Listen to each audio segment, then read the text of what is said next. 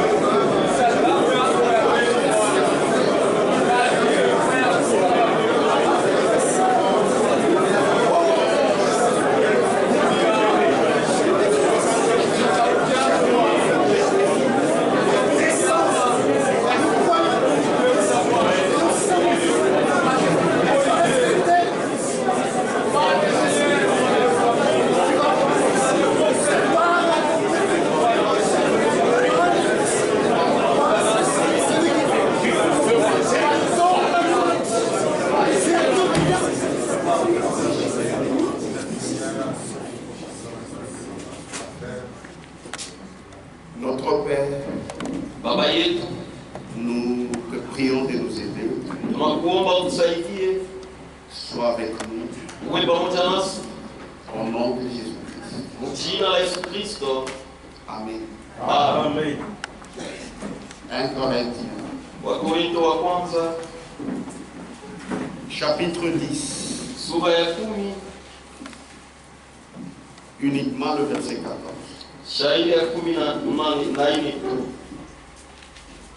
C'est pourquoi, mes bien-aimés, fuyez l'idolâtrie. Mukimbie kuabudu sanamu. Veuillez vous asseoir. Naweza kukaa. Corinthiens, Wakorinto, livre de correction. kitabu ya kusaisha. Et Paul, par le Saint-Esprit, Na Paulo kupitia mtakatifu il continuait à leur porter correction anaanza kuendelea na kubadilisha par le Saint-Esprit, kupitia mtakatifu, parce que l'Église ne lui appartenait pas. kwa sababu kanisa ilikuwa yake. L'Église appartient au Saint-Esprit. Kanisa ni ya mtakatifu. Et le Saint-Esprit, Na mtakatifu c'est Jésus-Christ ni Yesu Kristo dans son Église. mukanisa lake. Et il leur dit, Anawaambia par le Saint-Esprit, kupitia mtakatifu, et ceci nous est aussi adressé. na hii inatuelekea na sisi vile C'est vile. pourquoi, mes bien-aimés, Ndio kwa maana wapendwa wangu, fuyez l'idolâtrie. mkimbie kuabudu sanamu. Et nous devons fuir toutes sortes d'idolâtries. Na tunapasha kukimbia aina yote ya kuabudu sanamu. Quand nous disons Kama tunasema notre voyage, safari yetu c'est vers Jérusalem, ni ku Yerusalema, ce n'est pas cette Jérusalem terrestre. aina Yerusalema ya padunia. Non, Hapana, c'est la cité ni muji que même Abraham avait vue. ila hata Abrahamu alionaka. C'est la cité céleste. Ni muji wa mbingu. Pour y arriver, Juu ya kufika hapo il faut une préparation. inapasha matayarisho. Amen. Amen. Nous sommes en voyage. Tuko msafari, Tout ce qui est comme charge, yote yenye kuwa kama mzigo, comme souillure, za buchafu, nous mettons ça de côté, tuko naiweka pembeni selon l'ordre du Seigneur. kufatana na Et amri ya nous Bwana, arriverons. na tutafika. Amen. Et ici, Paul dit, Na hapa Paulo anasema, c'est pourquoi, mes bien-aimés, njoo kwa maana wapendwa wangu, fuyez l'idolâtrie. mukimbie kuabudu sanamu. Ne restez pas là-bas. Usibakie mule. Quand l'idolâtrie te suit, Kama kuabudu sanamu inakufuata, Fui. kimbia. et l'idolâtrie, Na kuabudu sanamu c'est quoi? ni nini?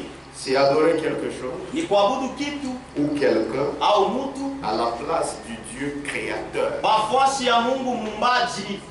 C'est seulement le créateur Ni mpaka tu mumbaji qui doit recevoir notre adoration. ndio anapaswa kupokea maabudu yetu. C'est ça l'idolâtrie. Ndio kuabudu sanamu kule. L'idolâtrie, c'est aussi Kuabudu sanamu ni kusema tena rendre culte à une chose kufanyia ibada kitu fulani ou une personne au mtu à la place du Dieu créateur. nafasi ya Mungu muumbaji. Donc l'idolâtrie, c'est quoi? Basi kuabudu sanamu ni C'est nini? adorer Ni kuabudu ou rendre culte au kufanya ibada à une personne kwa mtu ou à une chose au kitu en dehors du Dieu créateur. nje ya Mungu muumbaji.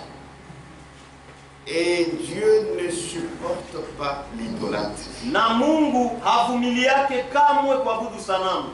Après la chute de l'homme dans le péché, Kisha kuanguka kwa mtu mzambi, l'homme est devenu idolâtre. mtu alikuwa kuabudu sanamu, Mais grâce à Dieu, lakini kwa neema ya Mungu il y a eu un temps où il s'est révélé à Israël. ulikuwa wakati ile alijifunua kwa Israeli, Et c'est Israël seul na ni Israeli peke yake qui a connu le véritable Dieu. ndio alijua Mungu wa kweli. N'écoutez pas les philosophies là que les gens racontent. Usisikie mafilosofia ile batu benafasiria. Oh, nous aussi nous avons notre Dieu. Oh, shina shi tuko na Mungu wetu. Nous connaissions déjà Dieu depuis longtemps. Kitu tulijuaka Mungu tangu zamani. C'est faux. Ni bia bongo. C'est seulement Israël Ni paka tu Israeli à qui Dieu s'est révélé. ndio kwake Mungu alijifunua. Tous les autres, Aba bote bengine, les Chinois, ba Chinois, les Indiens, ba Indiens, les Français, ba Français, qu'on appelait dans les temps les peuples de Gaulle, les Gaulois. zamani wanaanza kubaita ba Gaulois. Tous ces gens-là Wale bantu bote ne ba connaissaient pas Dieu. aba kumjuake Mungu. Vous allez dire, mais est-ce qu'ils ne rendaient pas culte? Utasema eti abakonse kufanya ibada, Ils le faisaient. banaanza kuifanya. C'est en l'honneur des idoles, Ni mkavumu ya masanamu, pas en l'honneur du Dieu vivant, hapana kwa heshima ya Mungu aliye hai. qui est le Dieu créateur. Ingekuwa Mungu muumbaji. Oh, nos ancêtres connaissaient Dieu. Kwa makambo yetu walijuaka Mungu. C'était des démons. Ilikuwa ni mandemona. Ils rendaient culte, bien Banaanza sûr, kufanyia hiyo ibada. mais c'était des démons. Lakini ilikuwa ni mandemona. Ce n'était pas Dieu, Haikuwake le Mungu. Dieu créateur. Mungu muumbaji. Non, non. Hapana. Oh non, nous dans notre famille, Oh, hapana, si jamaa yetu. il y a tel ancêtre Kwa makambo yetu qui fulani. connaissait Dieu. Alimjuaka Mungu. C'était des idoles. Ilikuwa ni masanamu. Ce n'était pas le Dieu véritable. Haikuwake Mungu wa kweli. Ce n'était pas le Dieu créateur. Haikuwake Mungu muumbaji. Les gens pensent Watu wanawazia que ce sont les Blancs qui nous ont amené Dieu. ya kwamba ni bazungu ndio walituletea Mungu. Non. Ni bongo hapa. Non. Hapa. Même eux, les Blancs, là, les Occidentaux, Na là, hata wao wenyewe bazungu wale wa Bulaya. ah, c'était des païens. Balikuwa wapagani. C'est seulement à la partie orientale que Dieu a visité quelqu'un, Abraham. Ni kungambo ya oriental ndio kule Mungu alitembelea mtu mwa Abraham. Et d'Abraham, c'est maintenant Israël. Natokea Abraham ndio Israeli alikuya. Les Belges, Ba Belge, les Français, ba Français. tous avec nous, des païens. Wote na shepa pamoja, ba pagano. C'est seulement Israël Ni paka tu à Israeli. qui Dieu s'est révélé. Ndio kwake Mungu alijifunua. Et le Dieu que nous adorons aujourd'hui, Na Mungu le tuko naabudu il n'est leo. pas le Dieu des États-Unis. Asina Mungu wa États-Unis. Il n'est pas le Dieu des Français. Asina Mungu wa France kwa ba Français. Non, non. Hapana. C'est le Dieu Ni Mungu qui s'est révélé alijifunua à Israël. wa Israeli. C'est pourquoi Jésus a dit, Ndio kwa maana Yesu alisema vous adorez ce que vous ne connaissez pas. muko naabudu la mjue. Nous adorons ce que nous connaissons. Si tuko naabudu le tunajua. Le salut vient des Juifs. Wokovu inatoka kwa Wayahudi.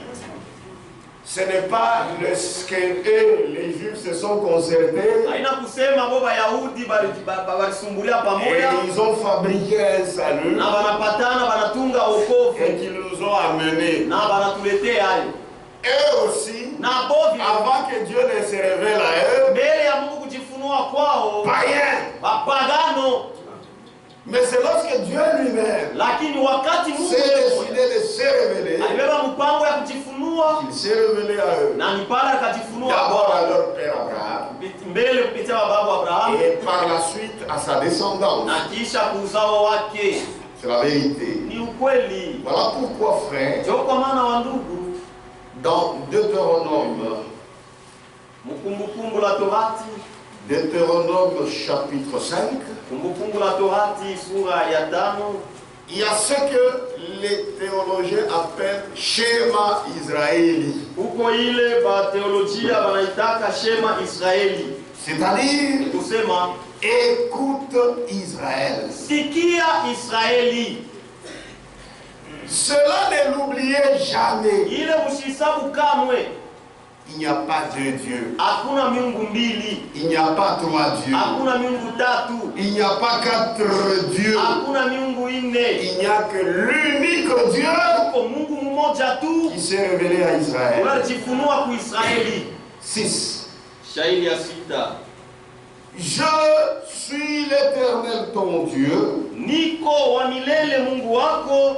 Amen. Amen. Qui t'a fait sortir du pays d'Égypte, Unalikutosha mwinchi ya Misri, de la maison de certitude. toka nyumba ya butumwa. C'est lui qui se prépare, qui se présente. Ni yeko najitambulisha pale. Je suis l'Éternel ton Dieu. Niko wa milele Mungu Qui wako. t'a fait sortir Aliyekutosha du pays d'Égypte, ni mwinchi ya de Misri, la maison de toka servitude. nyumba ya butumwa. 7. 7. Tu n'auras point d'autre Dieu devant ma face. Usiwe kamwe na miungu ingine mbele ya uso wangu. C'est fini. Kunaisha. Tu n'auras point d'autre Dieu devant ma face. Usiwe kamwe na miungu ingine mbele ya uso wangu. Tu ne te feras point d'image taillée, Usijifanshie masanamu ya kujichongolea. de représentation quelconque, des choses qui sont en haut dans les cieux, ya kumbingu au ya kumbingu qui sont en bas sur la terre, iko chini pa dunia et qui sont dans les eaux plus bas que la na terre. iko mumaji chini sana mbulongo. Tu ne te prosterneras point devant elles, Usifukame kamwe mbele ya vile vitu et tu ne les serviras point. na usivitumikie kamwe, Car moi, l'Éternel, kwa ton Dieu, maana mimi wa milele Mungu wako je suis un Dieu jaloux. niko Mungu wa wivu. C'est pourquoi à chaque moment dans l'Ancien Testament, Ndio kwa maana mkila wakati mwa Agano la Kale Israël Israeli était toujours tenté par l'idolâtrie. yeye alikuwa tu mwenye kujaribiwa na kuabudu sanamu, Et des fois, il tombait dans l'idolâtrie. na mara mingi alikuwa anaanguka mkuabudu C'est ainsi sanamu. que quelque part Dieu l'appelle adultère. Ndio kwa maana fasi fulani Mungu anamuita Il dit, tu msharati. vas te prostituer sous chaque arbre vert. Unaenda kufanya busharati chini ya kila muti mbichi. C'est spirituel. Ni mkiroho. C'est-à-dire que tu prends notre Dieu Sema kuna beba miungu ingine et tu viens vers moi. na kisha unakuya kwangu Je te répunie. na kuandama Oui. ukweli. Amen. Amen. Pourquoi Dieu disait ça? Jua nini Mungu alikuwa C'est anasema? quand Israël tombait dans Ni l'idolâtrie. wakati Israeli alikuwa anaanguka mkuabudu sanamu. Maintenant, le schéma Israël, Deutéronome 6:4. Sasa Kumbukumbu la Torati sura 6 shairi ya 4. Écoute Israël. Sikia Israeli. C'est ça en hébreu, schéma israélite. Kiebrania Shema Israeli. Écoute Israël. Sikia Et Israeli. quand on dit ça, Na kama nasema hivi, on comprend unaelewa que Dieu ya kwamba Mungu veut que tu écoutes. anapenda Il n'y a usikie. qu'un seul Dieu. Huko Mungu moja tu. Écoute Israël. Sikia Israeli. L'Éternel, notre Dieu, Wa milele Mungu wetu. est le seul éternel. Eko wa milele mmoja tu. C'est fini. Unaisha. Il n'y en a pas deux. Hakuna Il mbili. n'y en a pas trois. Hakuna tatu. Il n'y en a pas un Dieu divisé en trois. Hakuna Mungu lasha utikabula mbitatu. C'est de l'idolâtrie. Ni kuabudu sanamu. Fuyez l'idolâtrie. Kimbia kuabudu sanamu. Amen. Il n'y a qu'un seul Dieu. Huko Mungu mmoja Il n'y tu. en a pas deux. Hakuna miungu mbili. Toutes les nations, Mataifa je yote le répète, nasema tena étaient des idolâtres. balikuwa bakuabudu sanamu, Au lieu de craindre uniquement Dieu, bali pakuogopa Mungu mmoja tu. eux craignaient n'importe quoi. Wao balikuwa naogopa izuru kitu gani? C'est ça, sanctifier le Seigneur. Ndio kutakasa Bwana. Sanctifier le Seigneur. Kutakasa Bwana C'est-à-dire, kusema ne craindre que Dieu, kuogopa paka ne Mungu, faire que ce que Dieu veut. kufanya paka kile Mungu anapenda.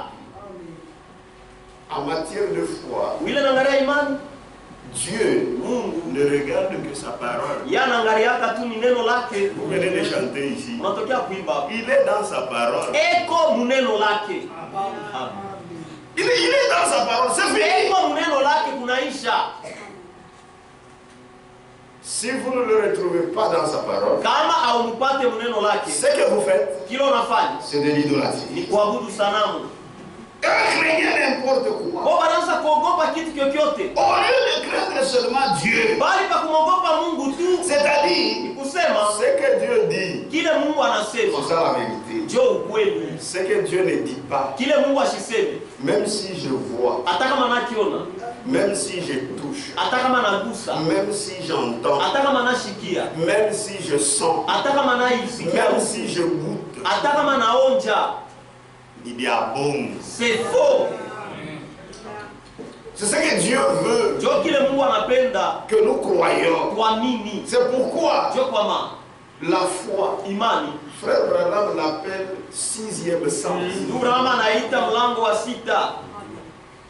Les cinq sens ici, Hii milango tano hii, le diable peut facilement tromper ça. diabolo anaweza kuilanda tu kwa mwepesi. Mais la foi, Lakini imani c'est un super sens. ile ni mlango wa yulu sana. Et c'est par cela que nous entrons en contact avec notre Dieu. Na ni kupitia ile ndio tunaingia mapatano na Mungu wetu. Voilà pourquoi un chrétien, Ndio kwa maana Mkristo il est un homme extraordinaire. eko mtu wa maajabu.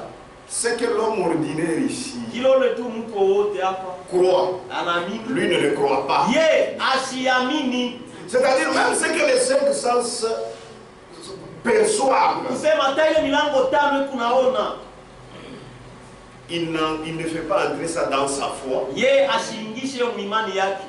Oh, tunzunji, Oh tunzunji tukwako. yana. Nous ne croyons pas. Si atuamini wewe. Frère, il y a quand Oh on dit, frère, voilà. même si je le vois, Hata kama na Mungu. c'est faux. Ya bongo. Le diable a menti mes yeux. Diabolo alidanganya macho Je yangu. ne croirais que ce qui est dans la Bible. Lakini tu ilikuwa Biblia.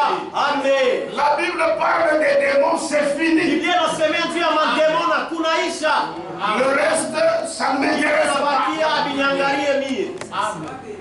Oh, Moufou. Oh un fantôme. Anakuya. Oh il est venu. Unatembea clac. Marchand clac clac. Anafungua na mlango Il chao. ouvre même la porte. Même si j'entends, Hata kama mimi nashikia. Clac clac. je ne crois pas. Nisiamini. Amen. Je crois ce que la Bible dit. Naamini kile Biblia inasema. Quand quelqu'un meurt, Kama mtu anakufa soit dans le repos, au eko mpumziko ou bien au il est descendu. acha C'est fini. kushuka chini kunaisha. Amen. C'est fini. Amen. Amen. Ce que vous représentez, vous, Ile Mungu unajitambulisha Biblia. c'est ce que le diable te prêche. Bila unajiwazia ndio Et vile le kitabona. diable est menteur. Na diabolo ni muongo. Il est le père du Ni mensonge. baba wa bongo. C'est pourquoi vous, les frères, Ndio kwa maana wewe bandugu na qui badala. persécutez les gens Wewe bado unatesa en watu. disant sorcellerie, Kusema ya kwamba Yesu vous êtes Kristo des maudits. Musa anainiwa. Si vous ne vous répandez pas Kama mtubu et vous n'avez jamais cru le message, na ujumbe hakuya ya minyaka. tu as cru vitu vya kwenu. Uliamini vitu les choses de chez vous. C'est pourquoi ta vie n'est pas correcte. Ndio kwa maana maisha yako haina mzuri. Et elle ne sera pas correcte Na haitakuweka à mzuri. moins que tu te répandes. Kama tu unatubu. Puisque quelqu'un qui croit, Kwa sababu mtu anaamini. Dieu le met en liberté. Hapo anataka Mungu. Quelqu'un qui a le pied dedans, Mtu leo anamkuru ndani nje. c'est un malheureux. Ni muole. Puisqu'il croit tout. Kwa sababu yeye anaamini Mais vyote. nous ne croyons Lakini sisi que tunaamini ce qui est tu. dans la Ni parole. mpaka ile kwa Puisque neno. vous venez de le chanter, Tunatokea il est dans sa parole. eko neno lake. Amen. C'est fini. Unaisha. Et maintenant vous croyez n'importe Na quoi. sasa unaamini kitu chochote. Ce sont les Ni démons mademoni. qui vous font croire ça. Ndio nafanya muamini Biblia. Mais nous, Lakini si nous disons non au diable. Si tunasemaka hapana kwa shetani. Et nous disons non à ces démons. Na tunasemaka hapana kwa mademoni yake. Pourquoi? Dieu nous a déjà convaincus. Mungu ashakuhakikishia tayari. L'idolâtrie n'a pas commencé aujourd'hui. L'idolâtrie a commencé depuis la chute de l'homme. Quand Ève a écouté la parole du diable, c'est alors que tout a commencé. Jérémie.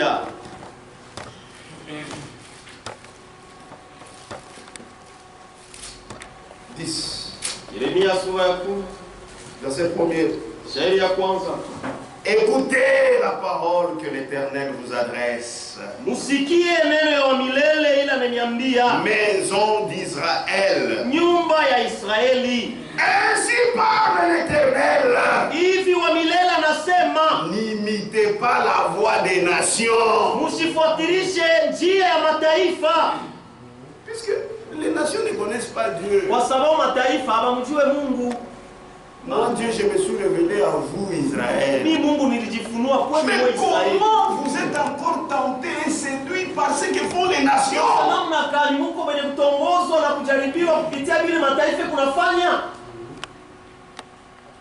N'imitez pas la voix des nations. Et ne craignez pas les signes du ciel.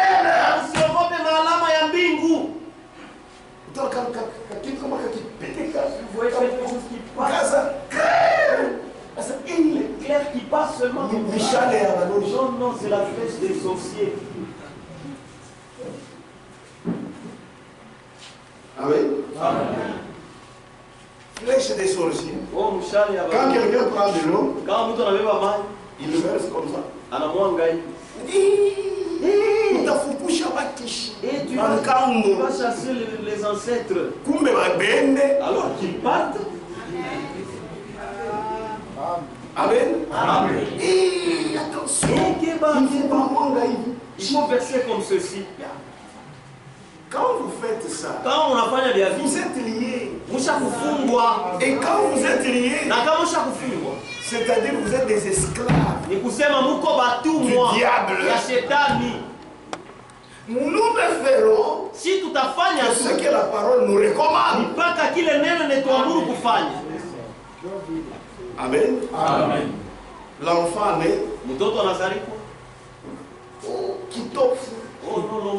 Il faut fragir les balles de Il faut être là où les gens ne connaissent. Est-ce qu'on a fragir les balles? Toi tu connais là où on avait caché ton nombril. Langage des païens. Il est sur le Seigneur, il y a pas pagan. Amen. Langage des païens. Le Seigneur, il y a pas pagan. Qu'est-ce que ça fait? On peut prendre ce nombril-là. On sèche ça bien. On peut même mettre ça dans l'armoire. Il n'y a pas de problème. Même quand tout le monde voit ça, il n'y a pas de problème. Notre vie, ce n'est pas dans le nombril. Notre vie est en Dieu. Amen. Et c'est comme ça que le diable ment les gens. Amen. Amen. On te donne un bracelet. Dis ça. C'est un bracelet magique. C'est ce qui garde toute ta vie. Et maintenant tu commences à marcher avec ça sans me fou. On te pose la question. Attention, quand on tombe ici, tu touches ici. Il n'y a rien. C'est faux. Le diable te ment. Un bébé qui naît, on prend une corde. On met un petit fond. Mettez ça dans sa c'est pour les protéger. Mauvaise personne. Si ces gens-là mauvais sont là, comment va les battre avec alors eux aussi. Comment seulement la corde ici peut les faire trembler? C'est faux. Il y a bongo. Notre vie est dans les mains de Dieu. Mais le diable vient, il te ment. Et ce que tu crois, c'est ça va t'arriver. Puisque ce sont des démons qui vont maintenant y entrer.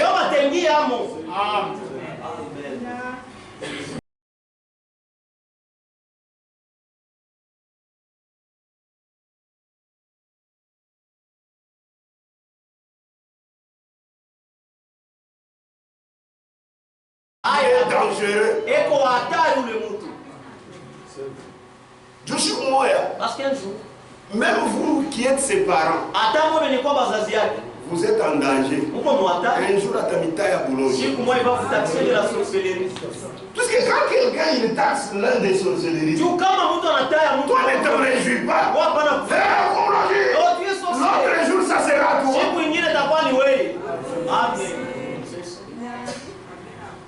Amen. Amen. Je pense qu'un jour, je vous avais raconté ça. Un pasteur quelque part, du message, lui croyait la sorcellerie de l'ongle jusqu'à l'oreille. Maintenant, dans son église, il y avait une sœur.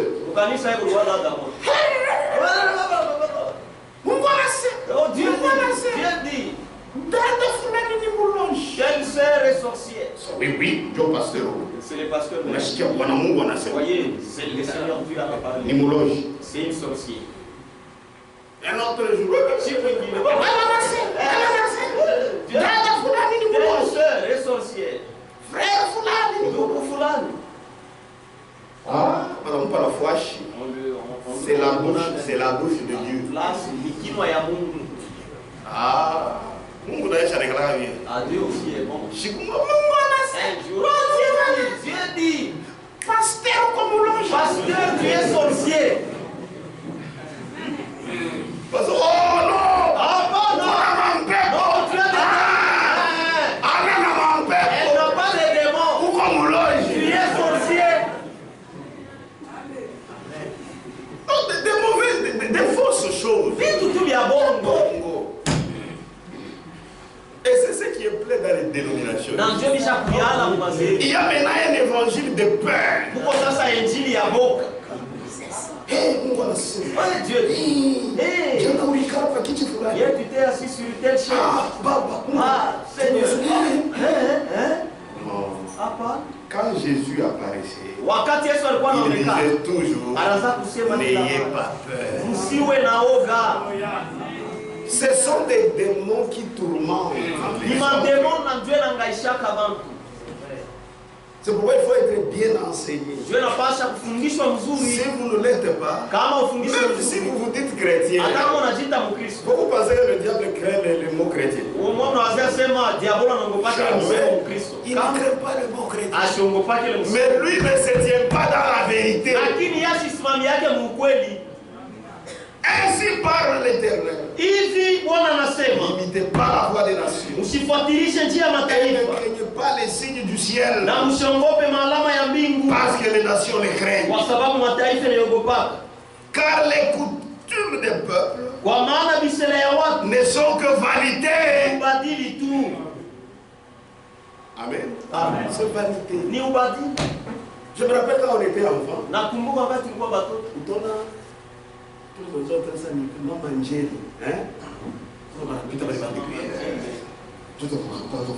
Vous allez voir, on faisait comme ça. Il m'a donné. Voilà, il m'a donné. Oui, ça c'est l'enfance. Et il y a des grandes personnes qui réfléchissent aussi comme ça.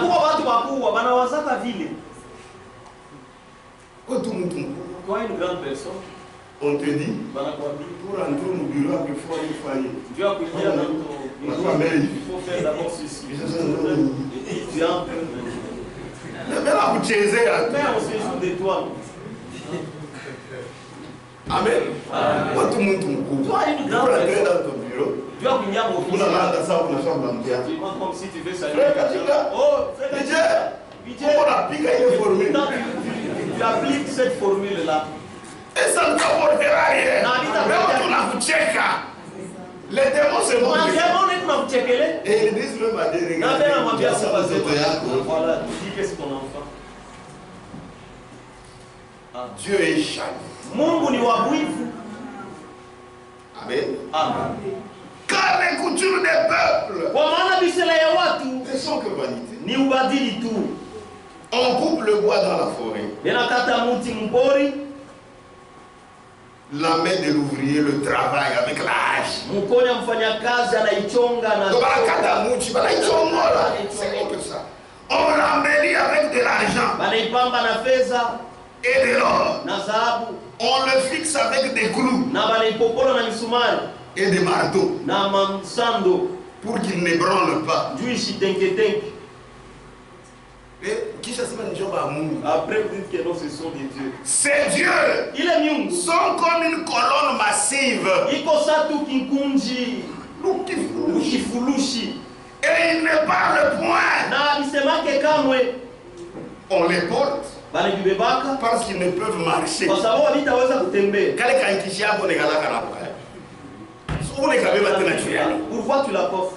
Ulikabeba hapo. Kisha unaweka tena chini. Tu la poses encore. Unaanza kusema na. Après tu commences à akakujibu. Il ne te répond même pas. Mais ouais moi on a vu nasema. Mais toi tu atanipata shijibu. Il va me donner même s'il ne répond pas. Si cette fois. Kama ile imani. Vous pouvez l'utiliser envers Dieu. Uweza kuitumia kwa Mungu. Tu serais un bienheureux. Ungelikuwa heri. Amen. C'est Dieu. Il est miungu. On les porte. Balibebaka. Parce qu'ils ne peuvent marcher. Sababu hawezi kutembea. Ne les craignez pas. Usiniogope. Tu vois l'homme blanc. Unaona mtu mzungu. Il est venu. Alikuya. Il vous a trouvé la banquichier. Alikuta na banquichier. Vous aviez peur. Eh bon, ils ont pris ça. Ils ont mis ça dans leur musée. C'est que vous vous craignez. Ça leur rapporte de l'argent. Ils ajoutent avec leurs histoires. Ça leur fait de l'argent. Alors qu'eux aussi des païens. Donc pourquoi tout créer? Ils étaient seulement mais ils va pas ce sont des païens. Amen. Oh, ils nous ont pris la puissance. Oh, quelle puissance? Un Dieu, on prend un Dieu. On le vole, on vole un Dieu. Et ils l'ont amené dans leur musée. Des siècles et des siècles, c'est Dieu là, est toujours là. Et vous continuez à croire. Oh, ramenez-nous nos dieux. C'est pourquoi nous ne prospérons pas.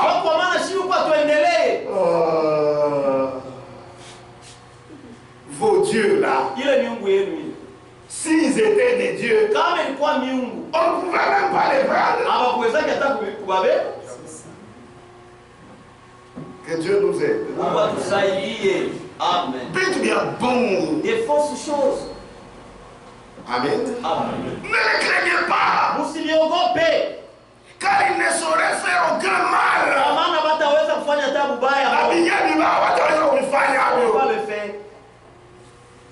Et ils sont incapables de faire du bien. Mais on dit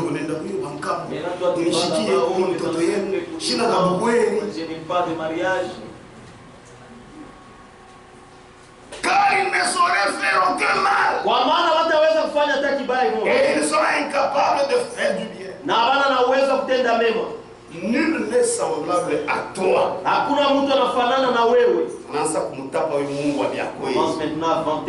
Nul n'est semblable à toi. Oh Éternel, tu es grand. Et ton nom est grand. Par ta puissance. Qui ne te craindrait? Roi des nations.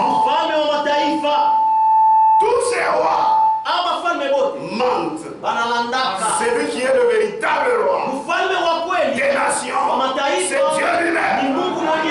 Et il va régner en Christ.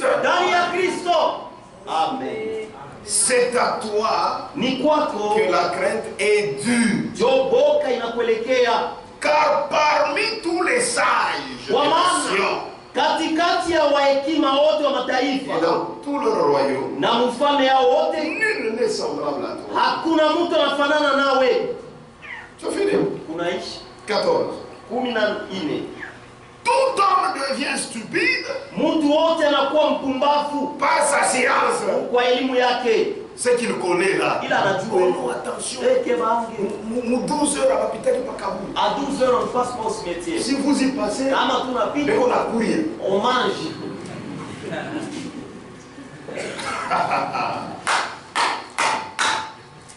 Amen. Amen.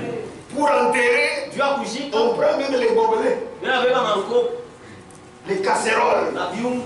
C'est là où il va. Il va manger. Atakuria.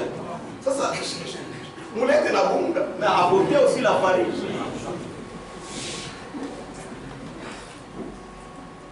Amen. Amen. Bien bon. Des fausses choses, oui. Tout orfèvre est honteux de son image taillée. Orfèvre yote ni iko tu haya kule picha ya kuchongola. Ule mtu yuko nafanya wangishi. Eko na haya na kila na chongola. Car ces idoles. Kwa maana ile masanamu yake. Car ces idoles. Kwa maana masanamu yake ne sont que mensonges. Bongo tu. Est-ce que vous croyez ça? Est-ce que vous croyez? Ne sont que mensonges. Ni bongo tu. Il n'y a point en elles de souffle. Elles sont une chose de néant. Ni bitu tu bya bule. Une œuvre de tromperie. Kazi tu ya udanganyifu. Elles périront. Itakufa. Itapoteaka. Quand viendra le châtiment. Wakati mapigo Amen. Amen. C'est la vérité. Ni ukweli. Et il faut croire comme ça. Na inapasha kuamini hivi. Et quand vous croyez comme ça, na kama unaamini hivi, vous êtes l'homme le plus heureux. Uko mtu wa heri sana. Et l'homme aime adorer ça. Na mtu anapenda kuabudu. Aime rendre culte à ça. Anapenda kufanya ibada en dehors de Dieu. Nje ya Mungu. Amen. Amen. Ici nous avons parlé des choses. Hapa tunasemea juu ya Biblia. Mais il y a aussi ces gens-là qui mettent les hommes à la place de Dieu. Parce que Dieu a fait quelque chose au travers d'eux. C'est un Dieu. Non. Non. Il n'y a qu'un seul Dieu que nous pouvons adorer. C'est fini. Acte 14. Matendo ya Mitume sura ya 14. Est-ce qu'on est ensemble? Fuyez l'idolâtrie. Mkimbie kuabudu sanamu. Fuyez. Mkimbie. Oh, papa nipatie kitu kamoja. Oh, papa m'a donné quelque chose. Akunichunga. Il me garde. Wikalende. Et j'apporte. Wikalende. Apporte ça ici. Nous allons brûler ça. En faisant ça, tu appelles les démons.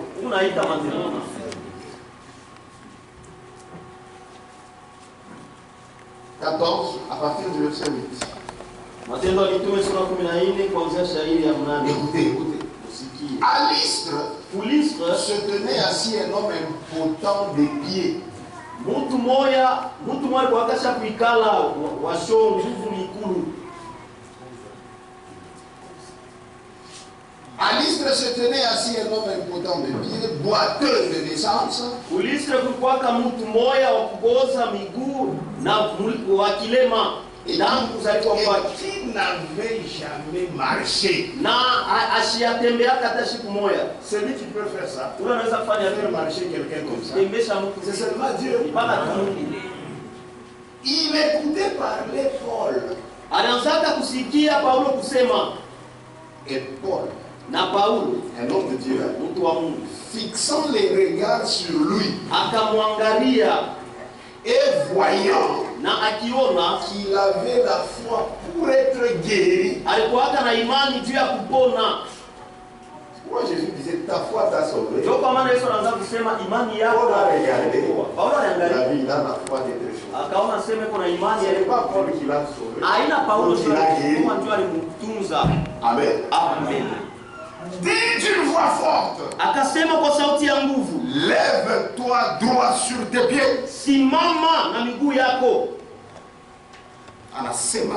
Il a seulement parlé. Et il se leva d'un bond et marcha. Vous remarquez, il n'a même pas dit au nom de Jésus. Lève-toi. Amen. Lève-toi droit sur tes pieds. Et il se leva d'un bond et marcha. Quelqu'un qui n'a jamais marché depuis sa naissance.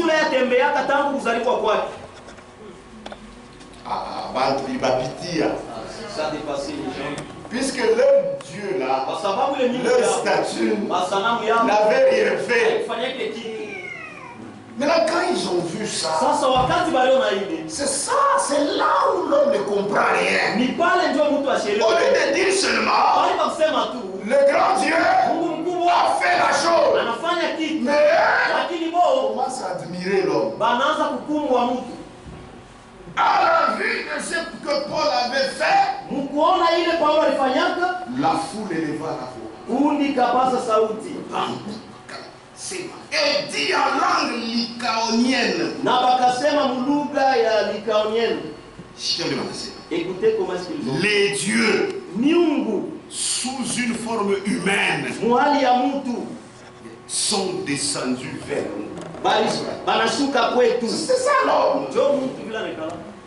Au lieu de comprendre que ce n'est pas lui qui a fait, c'est Dieu qui a fait par lui. Non, l'homme lui veut toujours les choses quatre, le raccourci.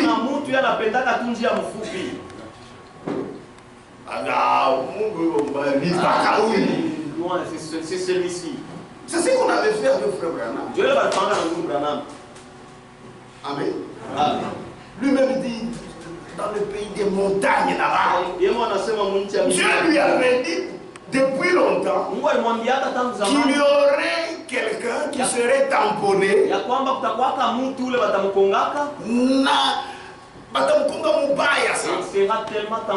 et Dieu lui a dit, c'était avant que cet enfant ressusciterait.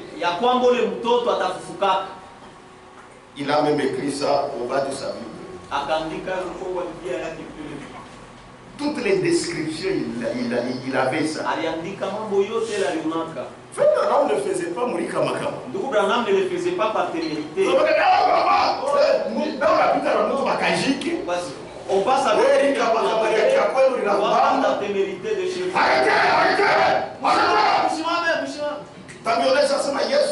Je vous dirai qui est Jésus. Est-ce que Jésus t'a dit de le faire? Amen. Mais tu vas causer la honte. Lui, Dieu lui avait donné tous les détails. Et quand cela est arrivé, il a vérifié, il a vu que tous les détails étaient réunis. Et il a prié. Et l'enfant est ressuscité.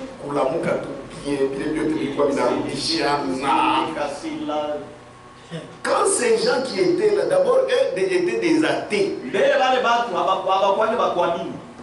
quand ils ont vu ça, ils ne m'a pitié. Ils ont dit, Dieu, c'est Dieu là. C'est toi. Joey. Est-ce que c'est ça? Ce n'est pas ça. Et c'est un esprit démoniaque. Je crois qu'il faut toujours combattre ça. On continue la lecture. C'est triste. Mais Dieu nous gardera de l'idolâtrie. Est-ce que vous croyez ça? 11. À la vue de ce que Paul avait fait, la foule éleva la voix et dit en langue lycaonienne, les dieux sont forme humaine, sont descendus vers nous.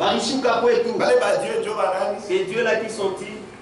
Ce sont les Paul et Barnabas. Ils appelaient Barnabas Jupiter.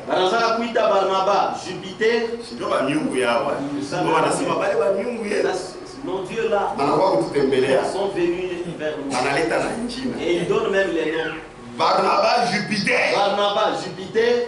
Et Paul Mercure. Na Paulo Mercure. Parce que c'était lui qui portait la parole. Kwa sababu ni yeye ndiye alibebaka neno. Anaanza kusema. Anaanza kusema. Manani yabo ile ya banyungu baisha kuiwaka sema Mercure ndio wa parole. Mercure c'est celui qui portait la parole. Amen. Amen. Même les planètes d'ici, c'est sûr les idoles, ma Dieu yabo. Amen. Amen. Le prêtre de Jupiter, dont le temple était à l'entrée de la ville, Shikia, amena des taureaux avec des bandelettes vers les portes. Et voulait de même que la foule offrir un sacrifice.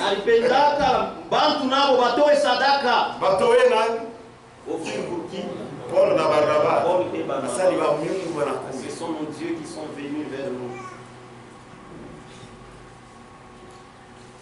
Les apôtres Barnabas et Paul, ayant appris cela, déchirèrent leurs vêtements. C'est pourquoi Branham c'est un vrai prophète. Ce qui était arrivé là-bas, Paul, et il y a même aujourd'hui les gens qui l'adorent. Oh non, non, faux prophète, comment va-t-on m'adorer? C'est ça l'homme, l'homme est comme ça. C'est un idolâtre. Déchirèrent leurs vêtements et se précipitèrent au milieu de la foule en s'écriant: Hommes, pourquoi agissez-vous de la sorte? Nous aussi, nous sommes des hommes de la même nature que vous. Et ils n'ont pas fait comme les enfants de Kimbangu. Amen. Oh, attention à papa. Il Saint-Esprit. Ils ne disent rien. Oh, il faut qu'ils disent que ce n'est pas ça. Il n'y a qu'un seul Dieu. Amen. Amen. Nous sommes des hommes de la même nature que vous. Et vous apportant une bonne nouvelle, nous vous exhortons à renoncer à ces choses vaines pour vous tourner vers le Dieu vivant, l'unique Dieu qui a fait le ciel, la terre, la mer et tout ce qui s'y trouve. Ce Dieu, ce Dieu, dans les âges passés, a laissé toutes les nations suivre leur propre voie. C'est pourquoi nous avions nos idoles. Tout le monde avait leurs idoles. Mais en même temps, il s'est révélé à Israël. Et par la suite, lui-même est venu dans la chair humaine. C'est Jésus-Christ. Amen. Car Dieu, dans les âges passés, a laissé toutes les nations suivre leur propre voie. Quoiqu'il n'ait cessé de rendre témoignage de ce qu'il est, il n'y est moi. Quoiqu'il n'ait cessé de rendre témoignage de ce qu'il est, en faisant du bien, en vous dispensant du ciel les pluies et les saisons fertiles, en vous donnant la nourriture avec abondance et en remplissant vos cœurs de joie. Mais vous pensiez que c'était vos dieux. Quand il n'y avait pas de pluie, ils allaient vers leur Dieu là. Oh, nos ancêtres, aidez-nous. Chef Yabo wa mwingine anacheza pale. verse de à ce moment-là, les ancêtres vont nous répondre. Dieu lui par son amour. Il voit comment il souffre de faim. Il leur donne la nourriture. Vous voyez nos ancêtres. C'est ce que Paul dit ici. Amen. Amen. Amen. Et Dieu faisait ça. Mais eux pensaient que c'était leur divinité. En vous donnant la nourriture avec abondance et en remplissant vos cœurs de joie.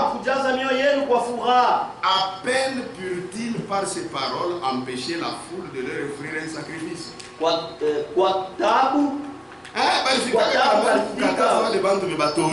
Puisque là c'est avec des sacrifices. Maintenant, tout ce qu'il disait là, il fallait qu'il ne puisse pas le faire. Mais malgré qu'il disait ça, il dit non, vous êtes des dieux, nous devons offrir. Mais avec beaucoup d'efforts, il a dû empêcher cela. Amen. Mais il voulait offrir. C'est ça l'homme. L'homme a l'esprit du fanatisme. Regardez comment quelqu'un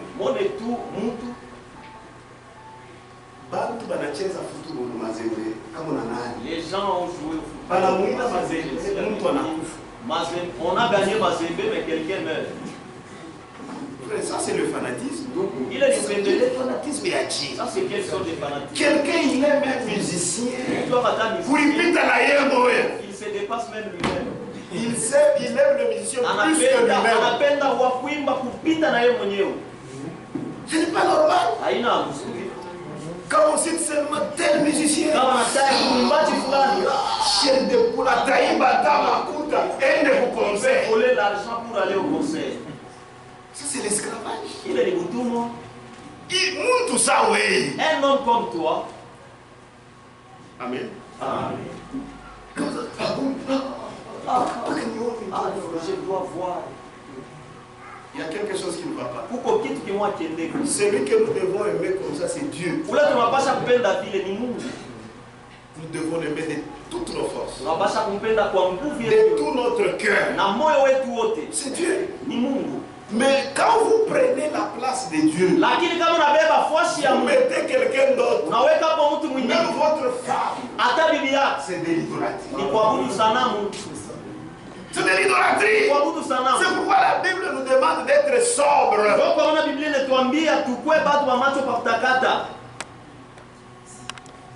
C'est-à-dire, même si tu as une femme, c'est comme si tu n'en as pas. Ou bien un mari. C'est ça la Bible. C'est ça la Bible. Frère ne va même pas au travail. Frère Nini. Frère, non, j'aime tellement ma femme. Qu'est-ce que vous allez manger? Frère, mais va travailler. Ah non mon frère. La Bible a dit d'aimer nos femmes. Ce sont des démons. Il est demandé démon. Ce sont des démons. Amen.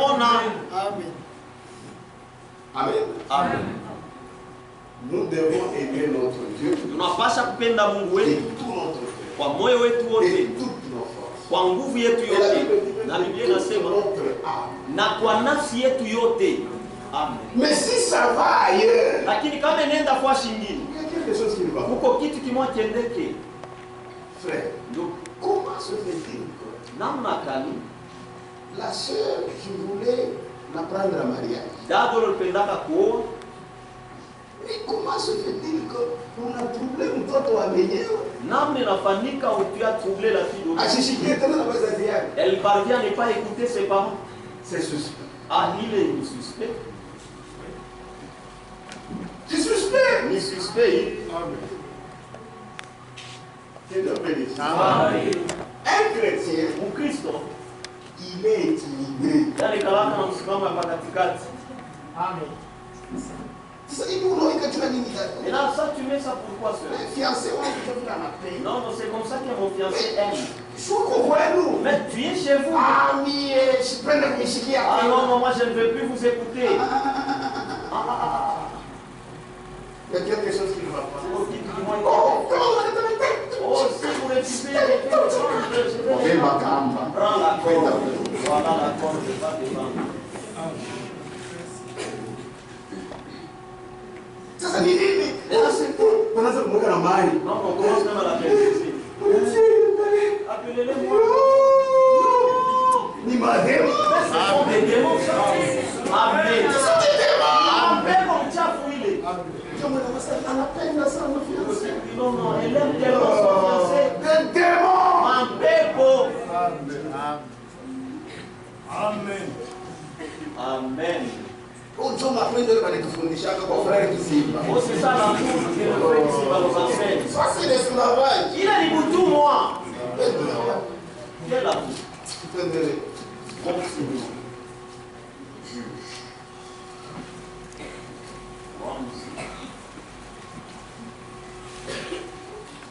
Juge 6.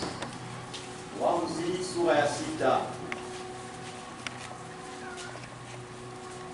Je vous avais dit qu'Israël était beaucoup confronté à l'idolâtrie. Niliambia kusema Israeli alikuwa mwenye kujaribiwa sana kwa kuabudu Et il tombait. na alianza kuanguka. Anaanza kuanguka mkwabudu sanamu. Dieu l'a aidé. Na Mungu anaanza kumsaidia. Juge 6:8.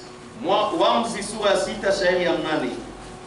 L'Éternel envoyant un prophète aux enfants d'Israël. Wamilele akatumia wana wa Israeli nabii. Il leur dit. Akawaambia. Ainsi parle l'Éternel. Hivi Wamilele anasema. Le Dieu d'Israël. Mungu wa Israeli. Je vous ai fait monter d'Égypte. Nilimtosha Misri. Et je vous ai fait sortir de la maison de servitude. Na nilimtosha mnyumba ya butumwa.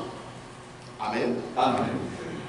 Je vous ai délivré de la main des Égyptiens et de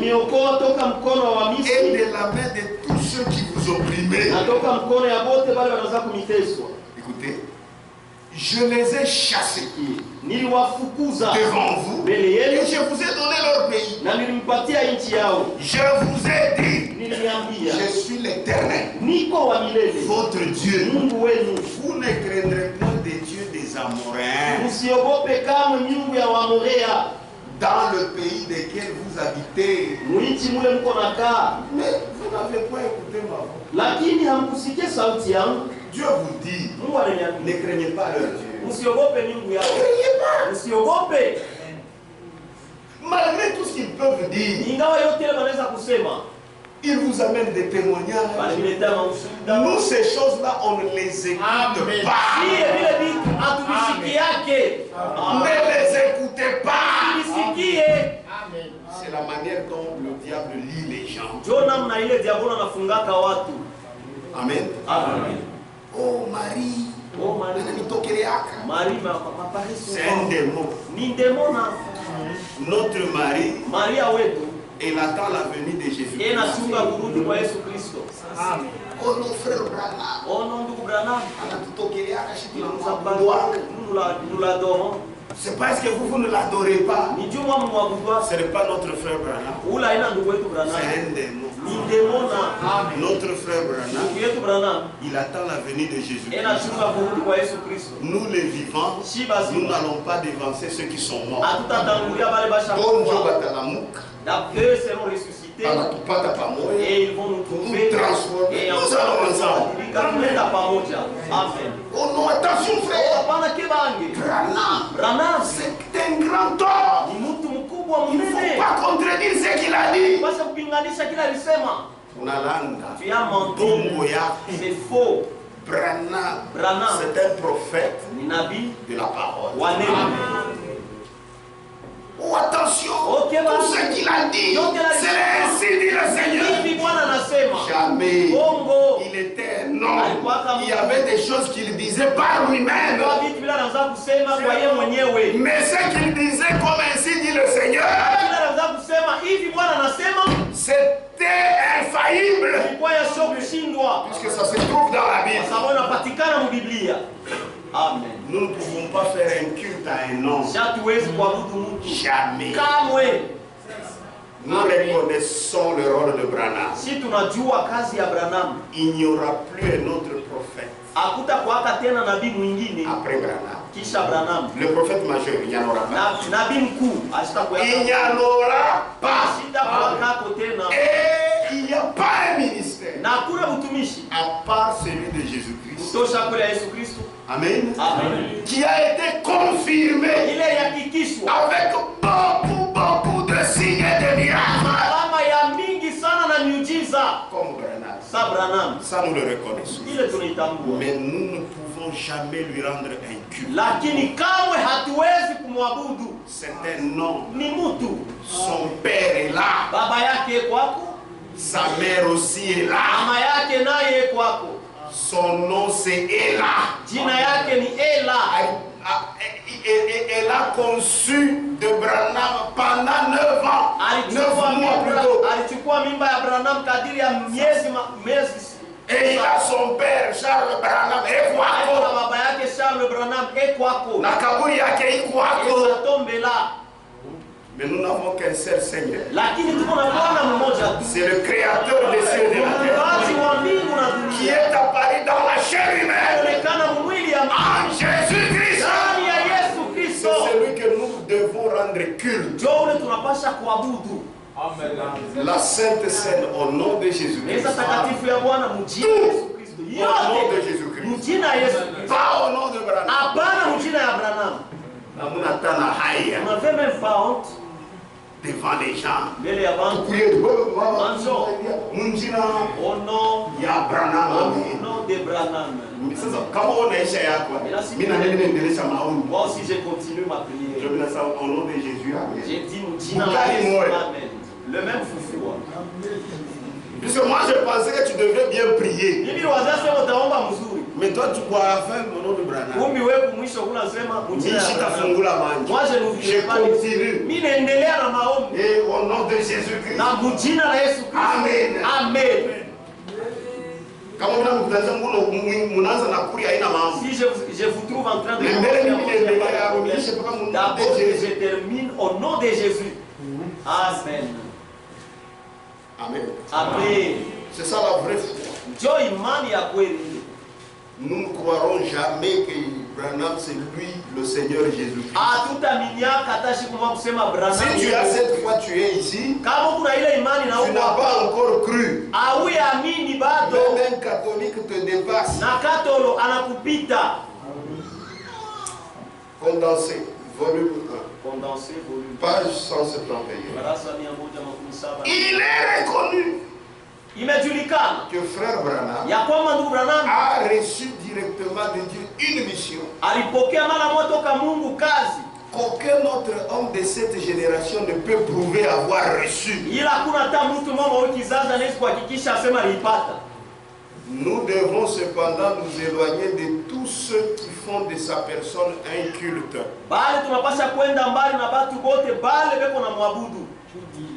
Amen. Amen. Ça non. Nous ne sommes pas des fanatiques. Nous sommes des chrétiens.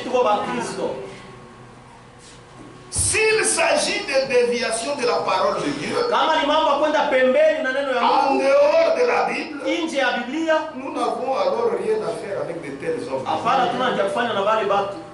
Amen. Jamais. Frère Branham, c'est notre frère. Il a eu son mandat. Il l'a déjà fait. Et Dieu va le récompenser. Et il a dit. Il nous a dit en 1933 que la voix avait dit comme Jean-Baptiste a été le précurseur de ma première venue. Ainsi, ton message, pas toi Branham, ton message sera l'avant-coureur de ma seconde venue. Tu n'es pas Branham. Branham a fait son travail. Il est parti. Mais la parole que Branham a prêchée reste. C'est ce qui nous prépare pour aller au ciel. Nous n'adorerons jamais les hommes. Jamais. Amen. Amen. Amen. Quand Dieu avait dit à Gédéon Wakati Mungu anambiaka de Gideon renverser les idoles, apomone masanamu, même s'il a eu peur, hata kama alisikiaga il n'était pas allé pendant la journée. asikuendake mchana, Il était allé pendant la nuit. aliendaka usiku, Il est allé là-bas. alienda kule, Il a renversé. alakangusha. Nous aussi, Na sie vile vile, même avec notre propre force, hata na nguvu yetu, ce que Dieu nous dit, kile Mungu de anatuambia renverser dans nos cœurs, tuangushe mioyo nous yetu. devons renverser toutes les idoles Tunapasha kuangusha masanamu yote dans nos cœurs. mioyo yetu. Amen. Ce que tu aimes Kile unapenda plus que la parole de Dieu, kupita neno ya Mungu c'est une idole. ni sanamu. Tu dois renverser Tunapasha ça. kuiangusha. En toi, Ndani il yako doit y avoir l'amour de Jésus-Christ. tunapasha mkue Il mapendo ya doit Yesu. être au-dessus de toutes choses. Kwa yulu ya vitu vyote. Même ton père, Hata babako tu ne dois pas l'aimer plus que Jésus. haupashe kumpenda kupita Yesu. Même ta mère, Hata mama, même ton mari, hata même bwana, ta femme, hata bibi yako, même tes enfants. hata watoto wako. Toute l'affection que tu peux avoir Mapendo yote unaweza kuwa envers nayo. tes enfants, tes Watoto parents, yako, bazazi que ça yako. ne dépasse pas Jésus-Christ. Isipite mapendo kwa Yesu Kristo. Il nous a aimés le premier. Alitupenda wa Il kwanza. a déversé en nous son amour. Alimwanga ndani Yesu Cet mapendo yake. amour doit être manifesté. Ile mapendo yanapasha yaonekane wazi.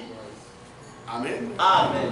C'est la vérité. Ni ukweli. Et Dieu avait dit à Gédéon Na Mungu anaambiaka Gideon, d'aller renverser. enda kangushe. Il a renversé l'autel. Na kangusha madhabahu. Et quand il a renversé, Wakati aliangusha, il est venu maintenant offrir akarudia l'holocauste. sasa kutoa sadaka. D'abord, il a renversé. Mbele aliangusha. Et il a pris une partie de ceux qui formaient l'idole là Na libaki pande ya ile litungake ile sanamu pour venir offrir. juu ya kwa Pour kutoa. montrer que Juu ya kuonesha kusema c'est toujours Dieu ni mpaka Mungu qui est au-dessus. ndio eko yulu. Les autres, Hawa wengine c'est inférieur. ni chini Et il a offert. na alitoa. Maintenant, attention. Sasa mkebe yangu, Lorsqu'il a fait cet holocauste-là, wakati alitoa ule kafara, c'était pour que Dieu reçoive. ilikuwa ni njuu Mungu apokee. Il le faisait en l'honneur de Dieu, Anaanza kuifanya mheshima ya Mungu, pas en l'honneur des idoles, hapana mheshima ya ya sanamu, mais en l'honneur du Dieu créateur. lakini mheshima ya Mungu muumbaji. Or, quand tu viens à l'autel, Japo kama unakuwa kwa madhabahu avec ton sacrifice, na sadaka yako conformément à la parole de Dieu, kuambatana na neno ya Mungu, sois sûr kwa na hakika que ya tu kwamba entres en communion umeingia mushirika avec les dieux vivants. na Mungu aliye hai. Amen. Mais quand tu viens, Lakini kama unakuya pas en conformité avec la parole, auambatane na neno, là, pale ce sont les démons ni mandemona qui reçoivent ton culte. ndio benapokea mabudu yako. Disons quelque chose. Usome kitu fulani. Juge 6. Waamuzi sura ya 6. C'est ça, c'est la vérité. Ni ukweli ndio vile. Verset 25. Shairi 25. Dans la même nuit, Usiku moja l'Éternel dit à Gédéon, Wabila akaambia Gideon, prends le jeune taureau de ton père beba ngombe kijana wa baba yako et un second taureau de 7 ans. na ngombe wa pili wa miaka 7.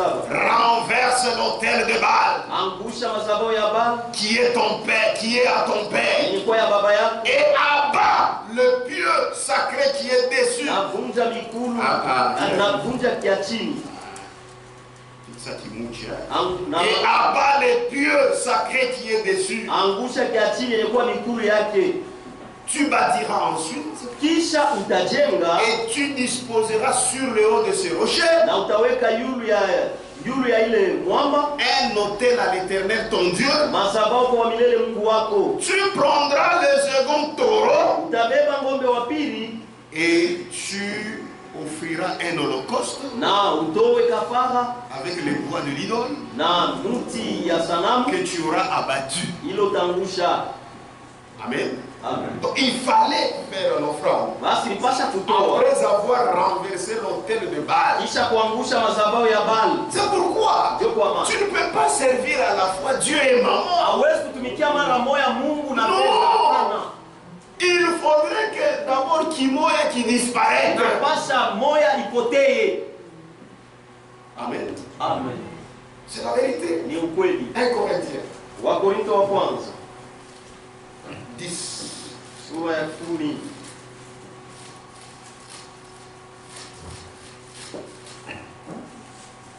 Verset 18. Shairi ya 18.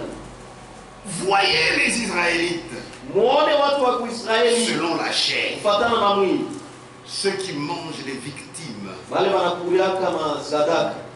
Ne sont-ils pas en communion avec l'autel? Eti abana mshirika na madhabahu?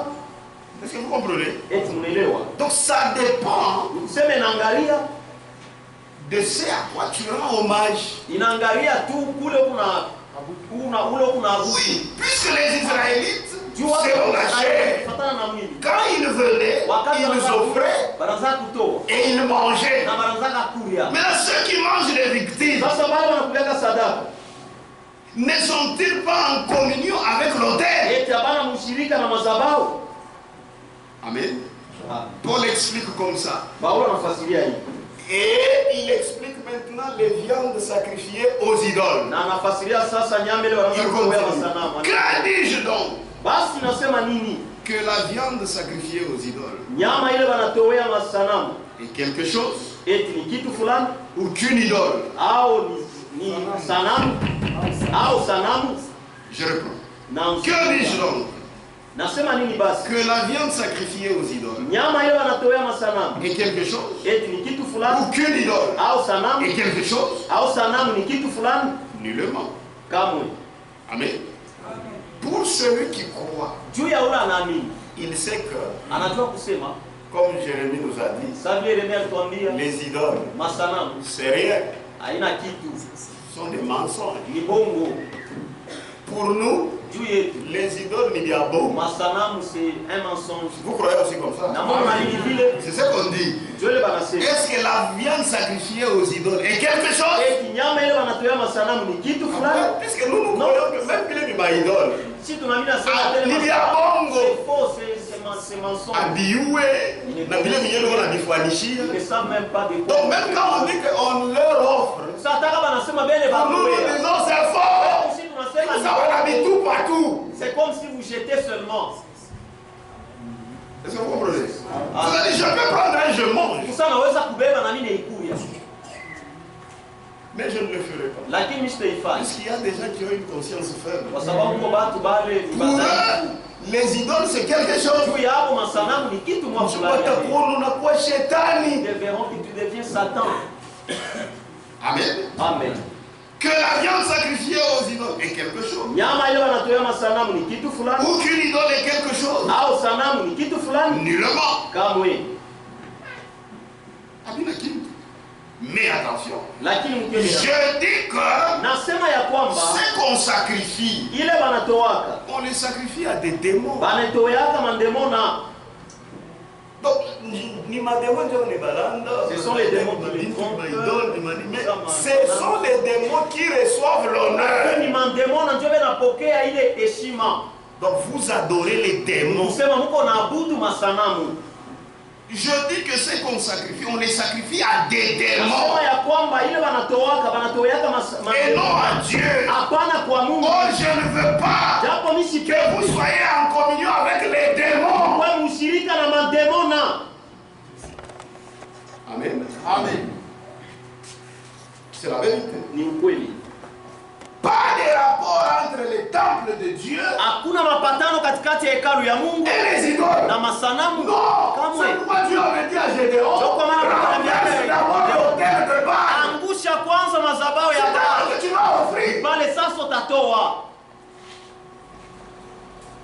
Amen. Amen. Tu ne peux pas faire la confusion. Hawezi kufuruka. C'est pourquoi ici, Ndio kwa maana hapa il faudrait que tout ce qui n'est pas de Dieu yote la aina ya Mungu disparaisse. ipoteye. Amen. Que ça disparaisse. Ipoteye. Amen. Ce n'est pas ce que les dénominations prêchent mensongèrement. Aina ile madhehebu inahubiriaka mubongo. Oh, les hôtels de famille. Madhabahu ya majamaa. Ah, les hôtels. Oh, Nous madhabahu. devons maintenant renverser les hôtels. Angusha madhabahu. Aujourd'hui, il les renverse. Leo anaangusha. Le lendemain, Kesho yake Il renverse encore. Anaangusha tena. L'autre jour, Siku ingine il renverse anaangusha encore. tena. Il est au tête, il reste comme à la mou.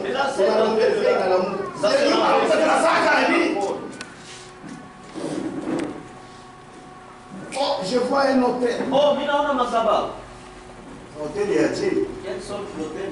D'ailleurs, il y a ton grand-père. Ombele kwa mkambo yako. D'abord, tu as son nom. Jina yake ni una jina yake. Alors, tu sais son nom là. Unajua ile jina yake hii. C'est lié. Isha kufunga. Directement, toi aussi, tu es lié. Mahala mwana osha kufunga.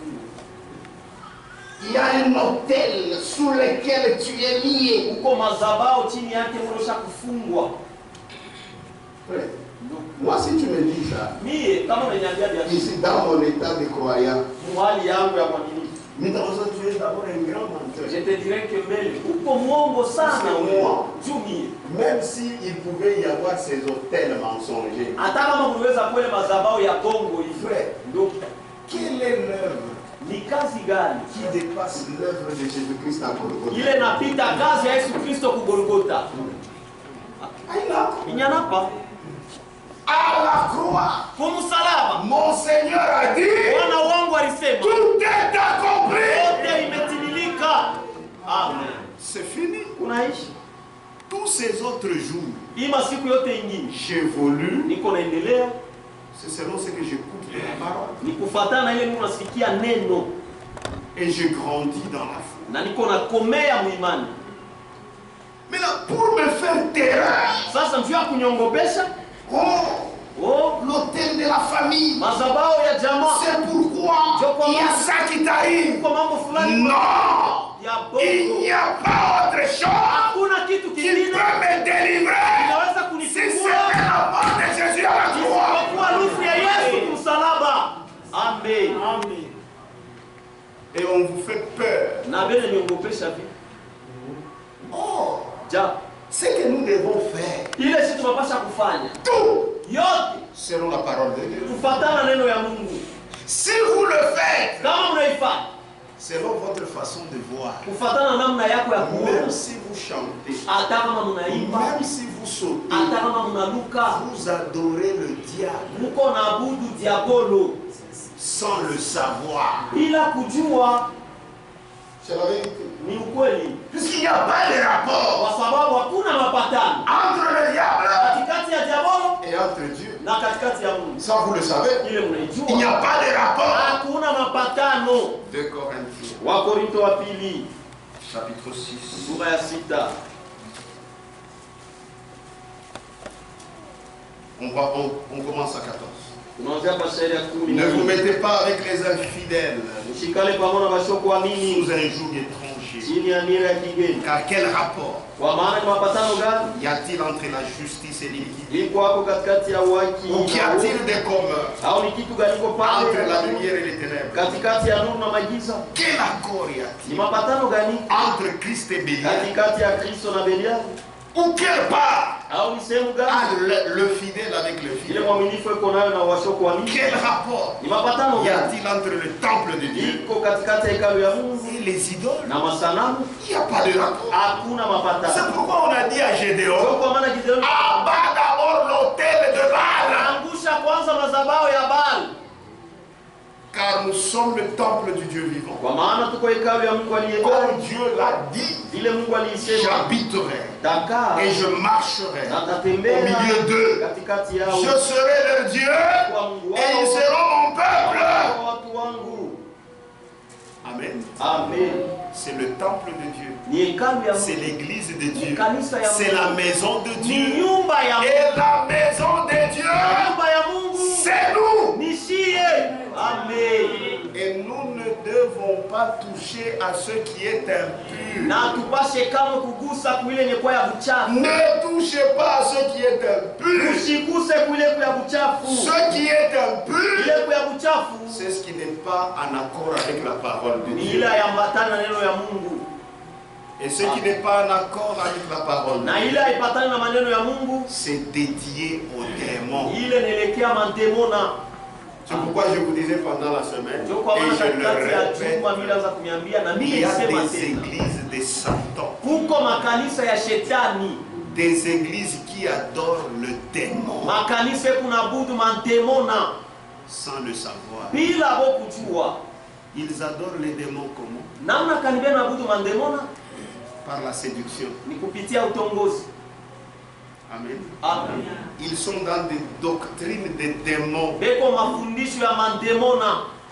Ils dansent, Banacheza, ils parlent de Jésus. banasemeaka tu ya Mais lakini par la doctrine, kupitia mafundisho ils n'ont pas Dieu. abana na Mungu. Quand vous n'avez pas Dieu, Kama muna na Mungu, vous avez qui? kuna nani? Le diable. C'est ça la vérité. Njoo kweli. Quand vous n'avez pas Dieu, Kama muna na Mungu. et 2 Jean dit, Yohana wa pili anasema celui qui n'a pas cette doctrine ula shina na hii mafundisho n'a pas Dieu. ashina na Mungu. Il n'a ni le Père, Ana au na baba ni le Fils qui sauve. Il ne l'a au pas. mwana ana naye. Donc il n'a que des démons. Useme ko tuna mandemona. Mais Lakini les démons ne vous diront pas que vous êtes avec nous. mandemona itemendea kusema mko pamoja na shie. Jamais. Kamwe. Ils ne vous diront rien. Abata niambia kitu. Mais vous êtes séduits. Lakini mshatongozwa. C'est pourquoi Ndio kwa maana nous disons merci à Dieu. tunampikia Mungu akisema Parce que nous, kwa sababu nous adorons le véritable Dieu. kuna Mungu wa kweli. Les gens pensent, Watu wanawazia quand seulement vous construisez une église, kama tu mnajenga kanisa, vous dites là-bas nous sommes des chrétiens, unasema mule tuko vous citez Jésus, unataya vous Yesu, dansez, unacheza, c'est fini. unaisha. Dieu est content. Mungu Il dit anafurahi. merci na mnienga Sema kanisa. merci de Et m'avoir il nous vient. na nakuya Ça, je vous connais moi kuikana. comme s'il n'avait pas de demeure. Nous, Hapa ce qui apporte Dieu quelque part, ile naletaka Mungu fasi c'est sa fulani. parole de Ni vie. neno lake la ukweli. Amen. 302. 302 Condensé. condensé.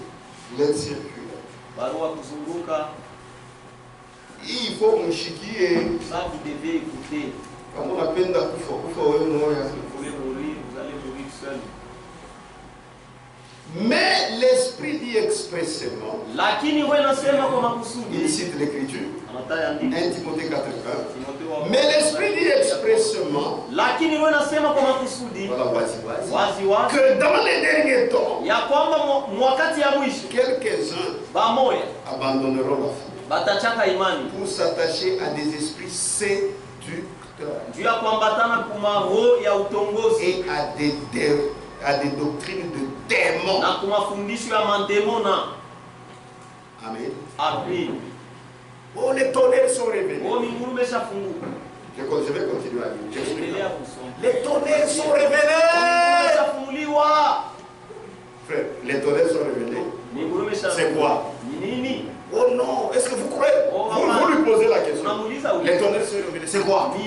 Minguru meshafunguliwa ni nini? Il dit, est-ce que... Nana Kumucha sa question. Il te retourne aussi la Ces question. gens-là sont comme des sophistes. Nana Kumucha question. Il te retourne aussi la question. Est-ce que tu crois que les sceaux ont été révélés? Tunaamini ya kwamba miuri ishafunguliwa? Non. Je te pose la question. Hapana, na C'est toi qui me dis que les tonnerres sont wewe révélés. ndio unaniambia kusema minguruma ishafunguliwa. Ces tonnerres-là, c'est quoi? Ile minguruma ni nini? Il dit, mais est-ce que tu crois que les sceaux sont révélés? Sema eti unaamini ya kwamba miuri ishafunguliwa? Oui, je crois. Ndio naamini. Voilà. Voilà. Si tu crois Kama que les unaamini sceaux sont ya kwamba révélés, miuri les ishafunguliwa. tonnerres aussi sont dans les sceaux. Minguruma nayo ishafunguliwa. Iko mule ndani ya miuri. Mais on est ici. Dis-moi. Puisque moi je sais que Frère Branham a dit, il a donné le plan. Branham alisema hivi, alileta mapo. Il dit, Anasema, il parle de l'Apocalypse. anasema ndio ufunuo. Il dit, l'église Anasema kanisa s'en va. iko naenda Apocalypse Ufunuo 3.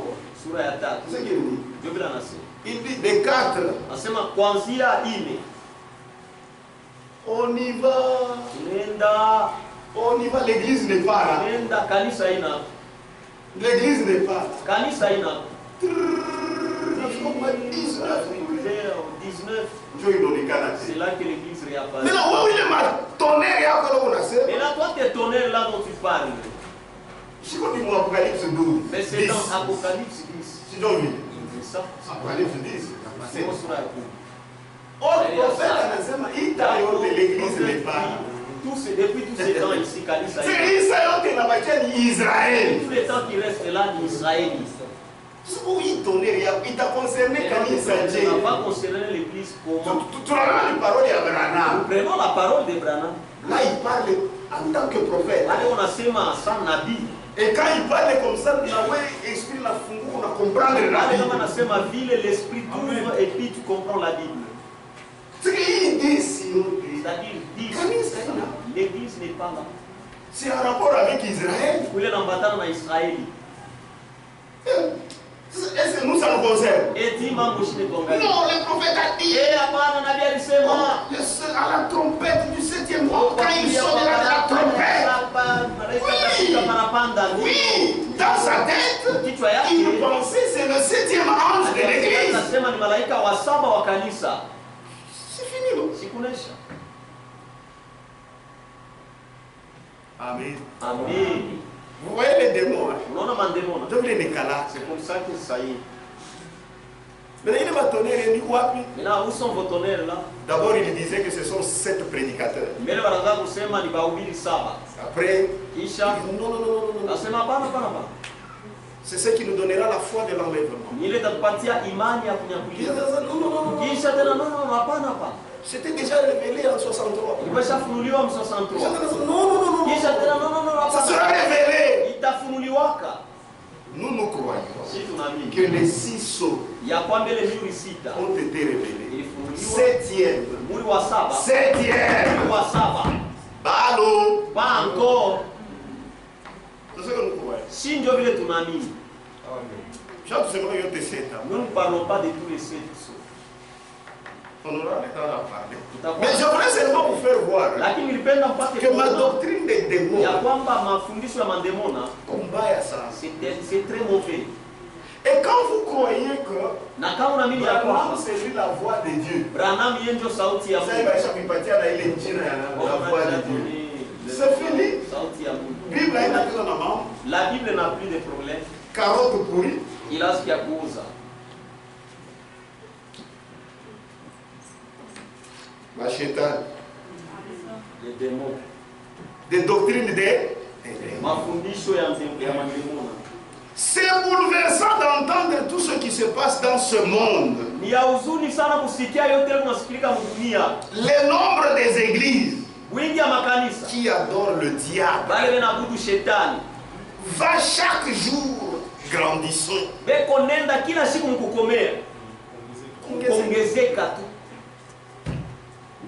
Le tabernacle qui croit Satan, qui l'adore. Un jour j'écoutais quelqu'un, c'était sur internet. Il est en train de prêcher l'expiation.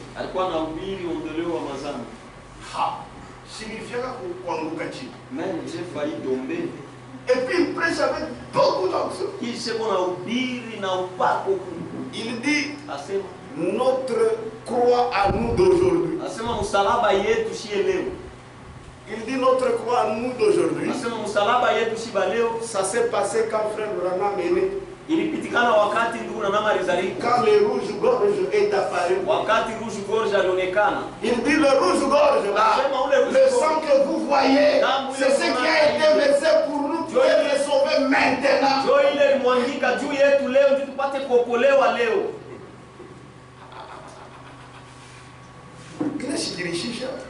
Mais il y a déjà alléluia, alléluia, alléluia. Sa doctrine des démons. Amen. Doctrine des démons. Frère, notre croix n'est pas il est à Paul. C'est seulement la même croix que Paul a dit. C'est la même croix que Branham. C'est là où Jésus a dit tout est accompli. Voilà notre croix. Le nombre des églises qui adorent le diable va chaque jour grandir. Amen. Amen. Les soi-disant cultes célébrés au nom du Père, Fils et du Saint-Esprit. Ce sont des cultes sataniques. Tous ceux qui font la formule trinitaire, ils ne prient pas notre Dieu. Ils ne prient pas notre Dieu. Ils n'adorent pas notre Dieu. Ils se sont des adorateurs des saints. Amen. C'est pourquoi il n'y a pas de rapport entre le temple de Dieu et les idoles. Là, les gens lisent très facilement là, à la légère. Il n'y a pas de rapport entre le temple de Dieu et les idoles. Les idoles, c'est toutes ces interprétations. Oui, frère. Nous nous attendons à aller au ciel. Amen. Amen. Jusqu'où ces choses-là iront-elles avant que Dieu ne mette fin à tout cela? Les cultes religieux conduits de la manière la plus folle. Regardez sur Internet. Matthieu dit les gens nus dans l'église. Mais on en a eu chamantes mukanisa. C'est la vie des gens dans l'église. Mais on a eu Ouais, les gens, alléluia. Yes, des démons. Man démon. Que nous nous taisions. Non. Apa. Il faut qu'il y ait des gens qui en parlent. C'est nous. Dieu nous a choisis pour ça. Pour dénoncer les œuvres du diable. Pour arracher les enfants de Dieu. Sortez. Fuyez l'idolâtrie.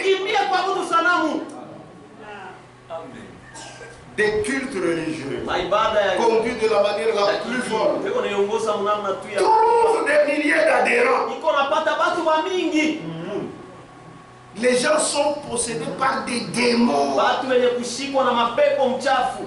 et ils n'ont plus aucune possibilité de penser clairement. Comment tu as ta femme, elle va dans une église, on est en train de la dévêtir devant toi. Et tu es là, alléluia, alléluia. L'opium du peuple. C'est ça, l'Iban. Il est Liban. L'opium. L'opium du peuple. Bang. Surtout pas dans la vie. Alléluia. Dans les Milan. On vous ment.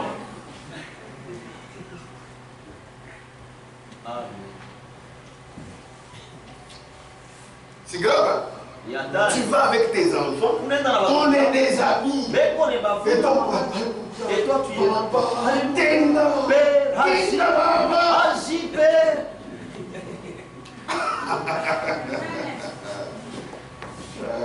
Que Dieu nous aide. J'ai ma clérie, mille messages Amen. Les gens sont possédés par des démons. Et ils n'ont plus aucune possibilité de penser clairement. Si bien qu'ils tombent facilement dans les doctrines qui proviennent d'en bas. Mwa shetani. Amen.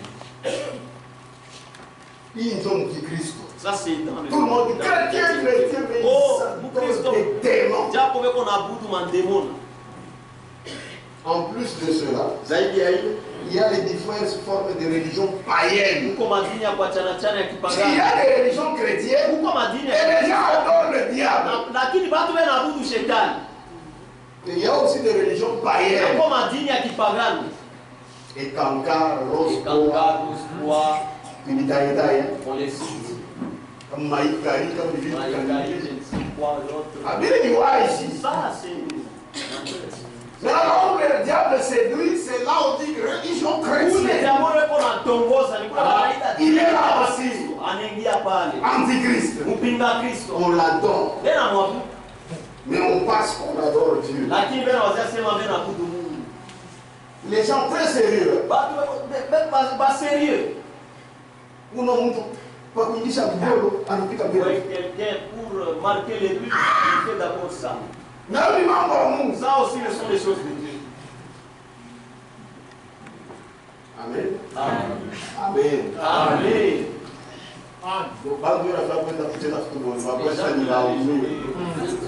Ils viennent que moi j'ai pris pour eux. Les gens vont faire un concert où ils dansent pour Satan. Et ils viennent dans mon pasteur. Priez pour nous. Je viens sans dire. Et moi aussi j'ai dit Oui, je vais prier. Ce sont des blagues. Il est cimetière sur lui. Même un voleur, il faut qu'il vienne aussi. Il n'a pas ça à couler. Ça nous est là pour dévaliser. Prie pour moi.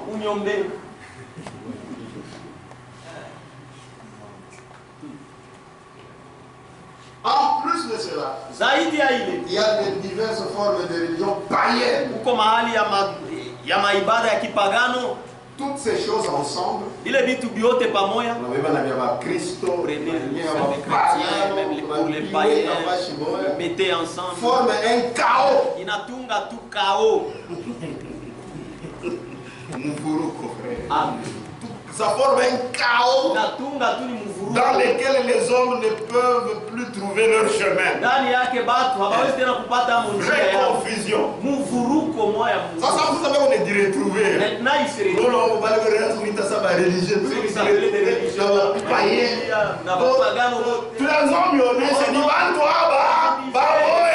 sont les mêmes. Amen. Amen. C'est la vérité. C'est pourquoi il faut faire les choses selon la parole. Autrement, ce n'est pas à Dieu que cela est adressé.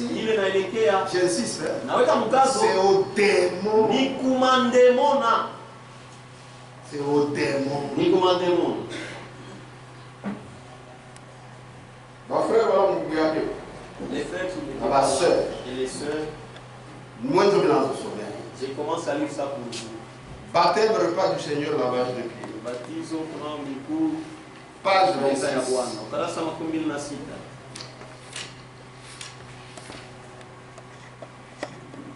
Pour le moment, il ne faut pas de la blague. Ndugu, kwa sasa haipashe kufanya mizaa. Jésus vient bien. Yesu anakuja kwa sasa. Toute autre manière Namna yote ingine était considéré comme un sacrifice fait aux démons. inaanza kuonekana ni sadaka ya kutolea mademona. Celui qui appartient au peuple de Dieu Mwenye kwa wa Mungu ne peut pas faire ce qu'il veut, asiwezi kufanya kile yeye anapenda, comme il veut, vile yeye anapenda, quand il veut wakati ile yeye anapenda, et où il veut. na kule yeye anapenda. Nous sommes le temple de Dieu. Si tuko hekalu ya Mungu, Même la manière de nous habiller, hata namna yetu ya kuvala ça doit refléter le temple. inapasha ionyeshe hekalu. Au temple des idoles, Kwa hekalu ya pour masanamu montrer qu'ils honorent les démons. juu ya kuonesha sema beko naheshimia mandemona. Même leur manière de s'habiller, Hata namna yao ya kuvala vous verrez utaona que ça c'est l'honneur aux démons. ya kwamba hii ni heshima ya mandemona. Mais nous, Lakini shi d'abord nous savons que le diable entre facilement par les sœurs. japo tunajua ya kwamba diabolo anaingiaka kwa mwepesi ngambo ya badala. C'est la vérité. Kweli Même hapa ni kukankamana. ici on s'efforce Si vous ne kankamanez pas, ama ujikazi c'est un problème. ni mambo hapo. Amen. Amen. Ah, tout à l'heure, ça va. Ouais, une seule qui oublie un peu. Ah, ça va, mon Dieu. Elle oublie. Le truc qui transparent. Les voilà transparents. À la salle. Elle a oublié. Nous, toi, t'es à nous. Mais la salle. Mais elle a oublié. Donc, vous allez. Si. Eh? Oh, Mon frère, pardon. Pardon. Ça, c'est un moitié. Et que vous laissiez. Ça sera le lien du démon ici. Il a pas Où les démons se sentent aller. bien. Frère, là où il y a des jupettes, des pantalons. Pale peko tumajipe Oh, tufupi na mapantalo. les démons sont contre. Mandemoni ni kalamu furaha sana. Amen. Amen. Amen. Amen. Là où il y a ma frère, ma pantalon doit y vivre. Pale peko avec des pantalons en taille basse. C'est comme s'il a mis les beignets. Les démons sont contents. Les démons sont fureur. Amen. Les démons très contents. Puisque l'honneur c'est aux démons. Et ils sont contents là-bas. Chacun avec sa concubine. Très bien. Ma lettre d'amour. Les lettres d'amour. Je t'aime. Nakupenda. Je t'aime beaucoup pays. Toi-même là qui dis je t'aime. Il est je t'aime, il t'aimerait. Est-ce que ce je t'aime là va continuer? Hein? Je vais te construire le vélo sur la lune. Est-ce que tu vas le faire? Abandonner ma folie et ma jeunesse. Amen. C'est faux. Je t'aime toi. Faux, je t'aime là. Je t'aime.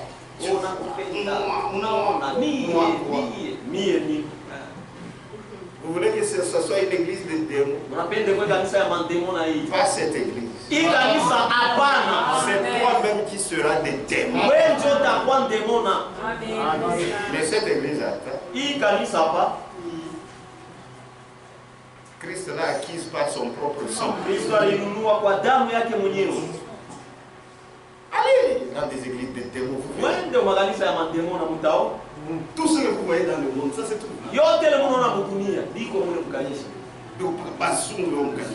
Des civilisés dans l'église.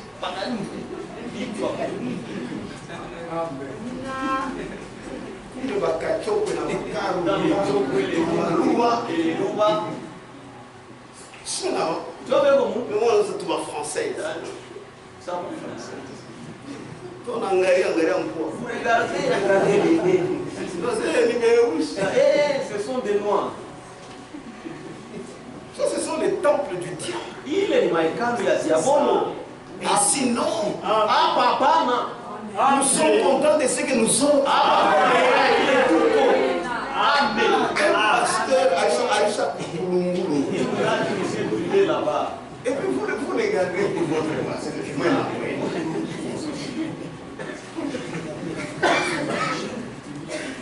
Choko inapika inachoka. Choko ichoka. Mais ni frère. Lakini ni ndugu. Ni pasteur. C'est pasteur. Qu'est-ce qu'il va te dire? Moi, si je suis dans cette église, je ne permettrai jamais à ma femme de réconcilier. Jamais. Il est dangereux. Quelqu'un qui a des chocs.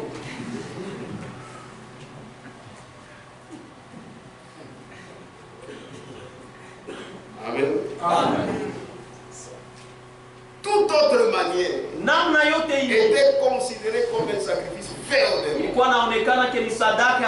démon. Celui qui appartient au peuple de Dieu ne peut pas faire ce qu'il veut, comme il veut, quand il veut, et où il veut.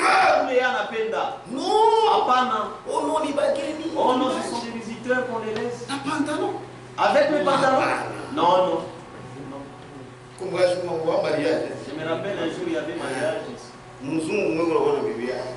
Un blanc qui venait avec sa femme. J'étais là. Je me disais, si ces diacres vont prendre les blancs. C'était ce Marc. Innocent. Je dois être avec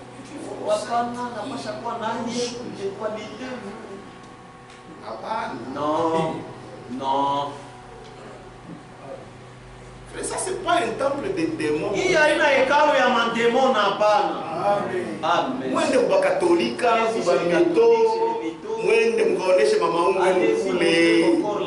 allez faire vos publicités.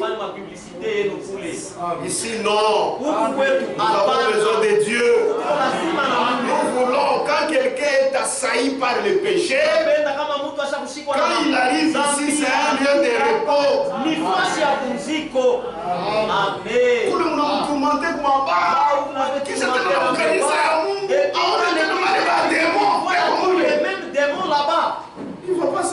il ne va pas se reposer. Faut que quelqu'un, quand il vient, ça y est, frère, aide-moi que je sois comme. Sasa uangalie wa chokorino.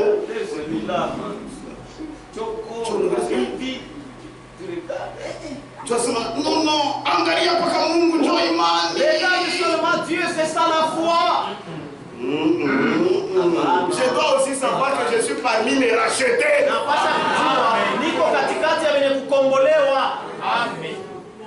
C'est la vérité. Ni ukweli. C'est pourquoi vous qui amenez vos uniformes ici, on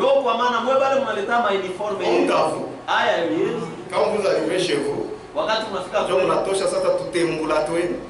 sortez maintenant vos histoires. Ah, c'est maintenant vos histoires. Non, ce n'est pas l'uniforme. C'est notre vie partout. Amen. Amen. C'est la vérité.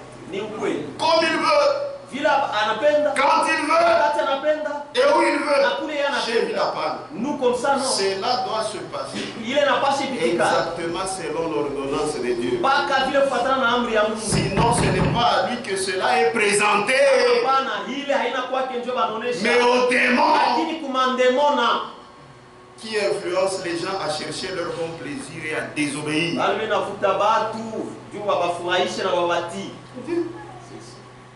C'est pourquoi ici, c'est seulement ce qui est dans la Bible. Que ce soit l'ordre dans l'église. Il y a tout en Bible. Tout. La Bible. On n'en a pas besoin. Nous avons besoin de ça. C'est ça notre absolu. Amen. Amen. Amen. Le christianisme contre l'idolâtrie. C'est le frère Branham. Pour vous qui n'étiez pas là, il faut me youer. Vous devez connaître ça. Page 26. Paragraphe 145. C'est cela le problème aujourd'hui. Ils ont tellement de révélations et de fausses choses. Ils se prosternent là et ils ouvrent leur cœur aux démons au lieu de s'en tenir à la parole de Dieu. Amen. Amen. C'est la vérité. Comment tu peux permettre à ta femme devant toi et elle appelle même son fils?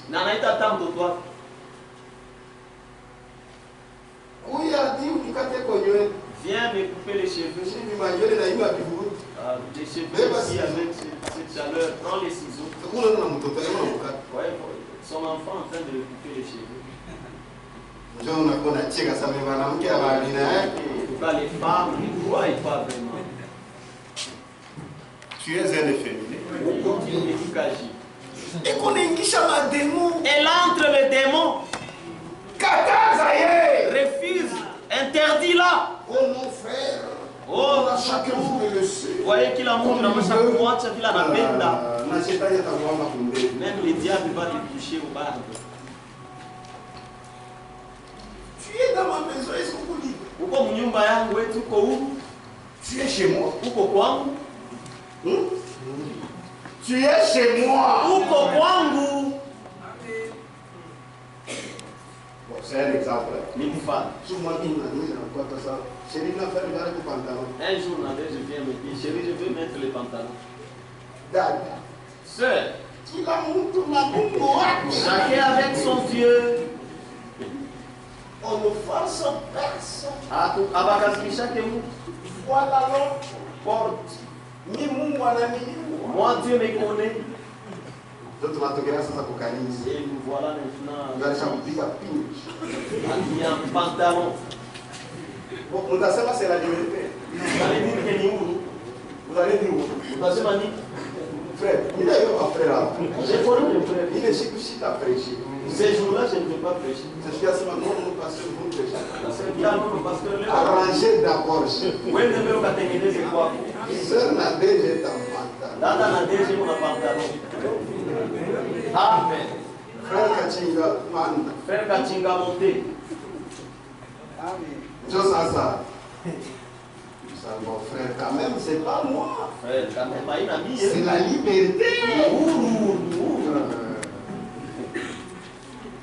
Prenez vos responsabilités. Amen.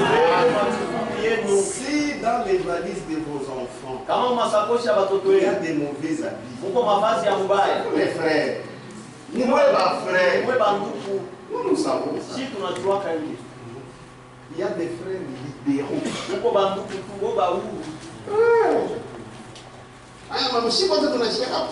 un problème, nous tous nous écoutons la parole.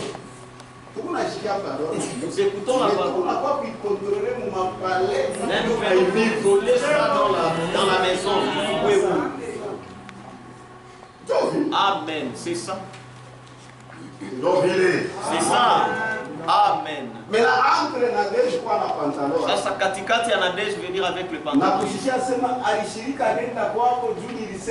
Et entendre dire qu'elle s'est fâchée, elle est partie chez elle.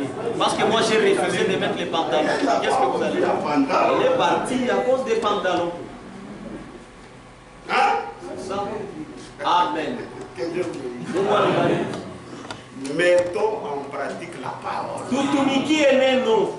Pour chance vous scandaliser, nous n'en avons pas besoin.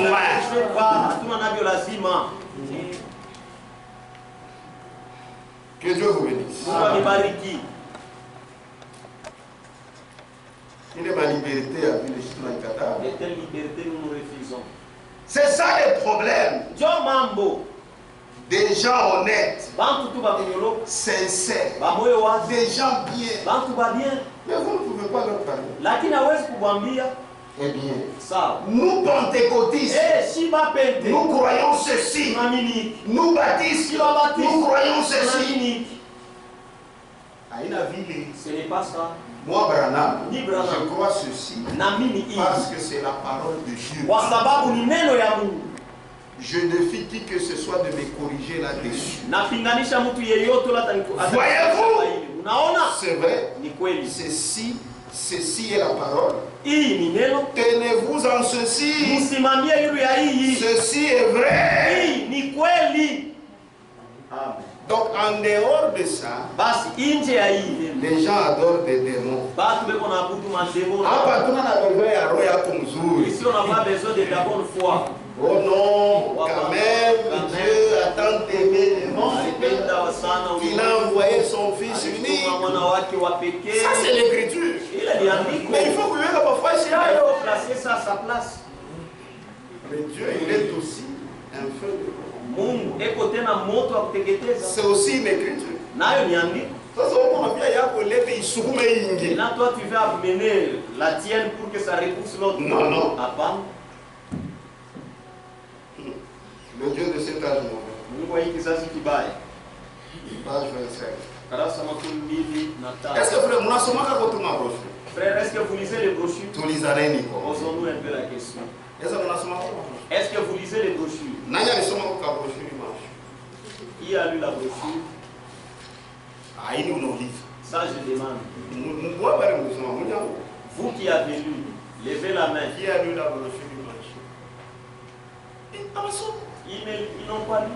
Mon Dieu. C'est très grave. Ah, Baranza ça. Non, et voilà les. Banania va vous sauver. Qui n'ont pas lu les brochures. Ah, on va Christ. Vous avez dit. Ce n'est pas un problème, je vais vous lire ici. Le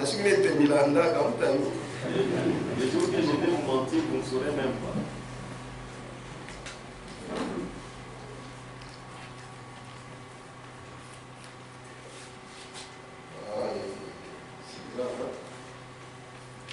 Page 23. Ah. Remarquez bien. Paragraphe 88. Les gens l'élève au-dessus de tout ce qu'on appelle Dieu. N'est-ce pas que 2 Thessaloniciens dit qu'il ferait cela? Et l'autorité d'une église dénominationnelle.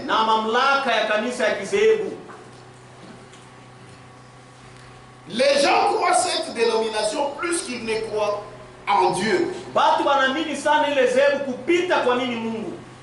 Dada, sœur, maquillage, mikipagano, c'est païen. Ah non, kanisa yetu shaba méthode tunalipendaka. Bon, sasa ile kulimakia inatokea wapi? Maintenant ce maquillage là vient d'où? Ashiba netoneshaka kulipenda. Ile On mambo. nous a toujours dit c'est maquillé, c'est Jua mwanamke unapaswa kuwa différent na mwanaume. Toi femme, tu dois être différente de l'homme. C'est ça la dénomination. Nous t'avons dit que Bible n'a kataz. Si tu le crois bien, vous savez que la Bible. Mais on a donné chassement par pasteur, mais on va kataz. Mais toi tu me dis que tes pasteurs n'interdisent pas ça. Or mbingu ni anani? Alors le ciel est à qui? Ni à pasteur. C'est pour les pasteurs. Ni à mwenye Bible. C'est pour le propriétaire de la Bible. Et Dieu est la parole. Na Mungu ni neno. Ils croiront leur credo dénominationnel. Plus que la parole. La Bible dit le baptême c'est au nom du Seigneur Jésus. Maintenant, où est-ce que vous avez même ceux des synodes, quand ils étaient là, au nom du Père, Fils et Saint-Esprit. C'est pour ça dans les synodes, on a dit.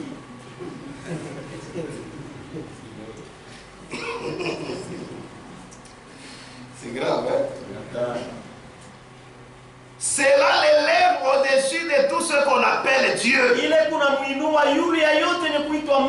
Quand vous faites ça, vous êtes idolâtre. Il n'y a qu'un seul Dieu. Et c'est la parole. Maintenant toi tu mets ça dehors. Tu mets autre chose idolâtre. Et tout ce qui est appelé Dieu, ainsi, lui-même comme Dieu, s'assied dans l'église, montrant qu'il est Dieu. En effet, il amène les gens à l'adorer.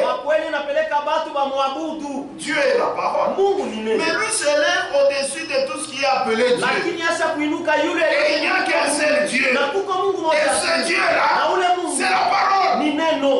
Voyez, et tout ce qui est appelé Dieu, le Dieu de cet âge mauvais, s'est élevé lui-même au-dessus de la vraie parole de Dieu, confirmée. Vous connaissez la parole confirmée?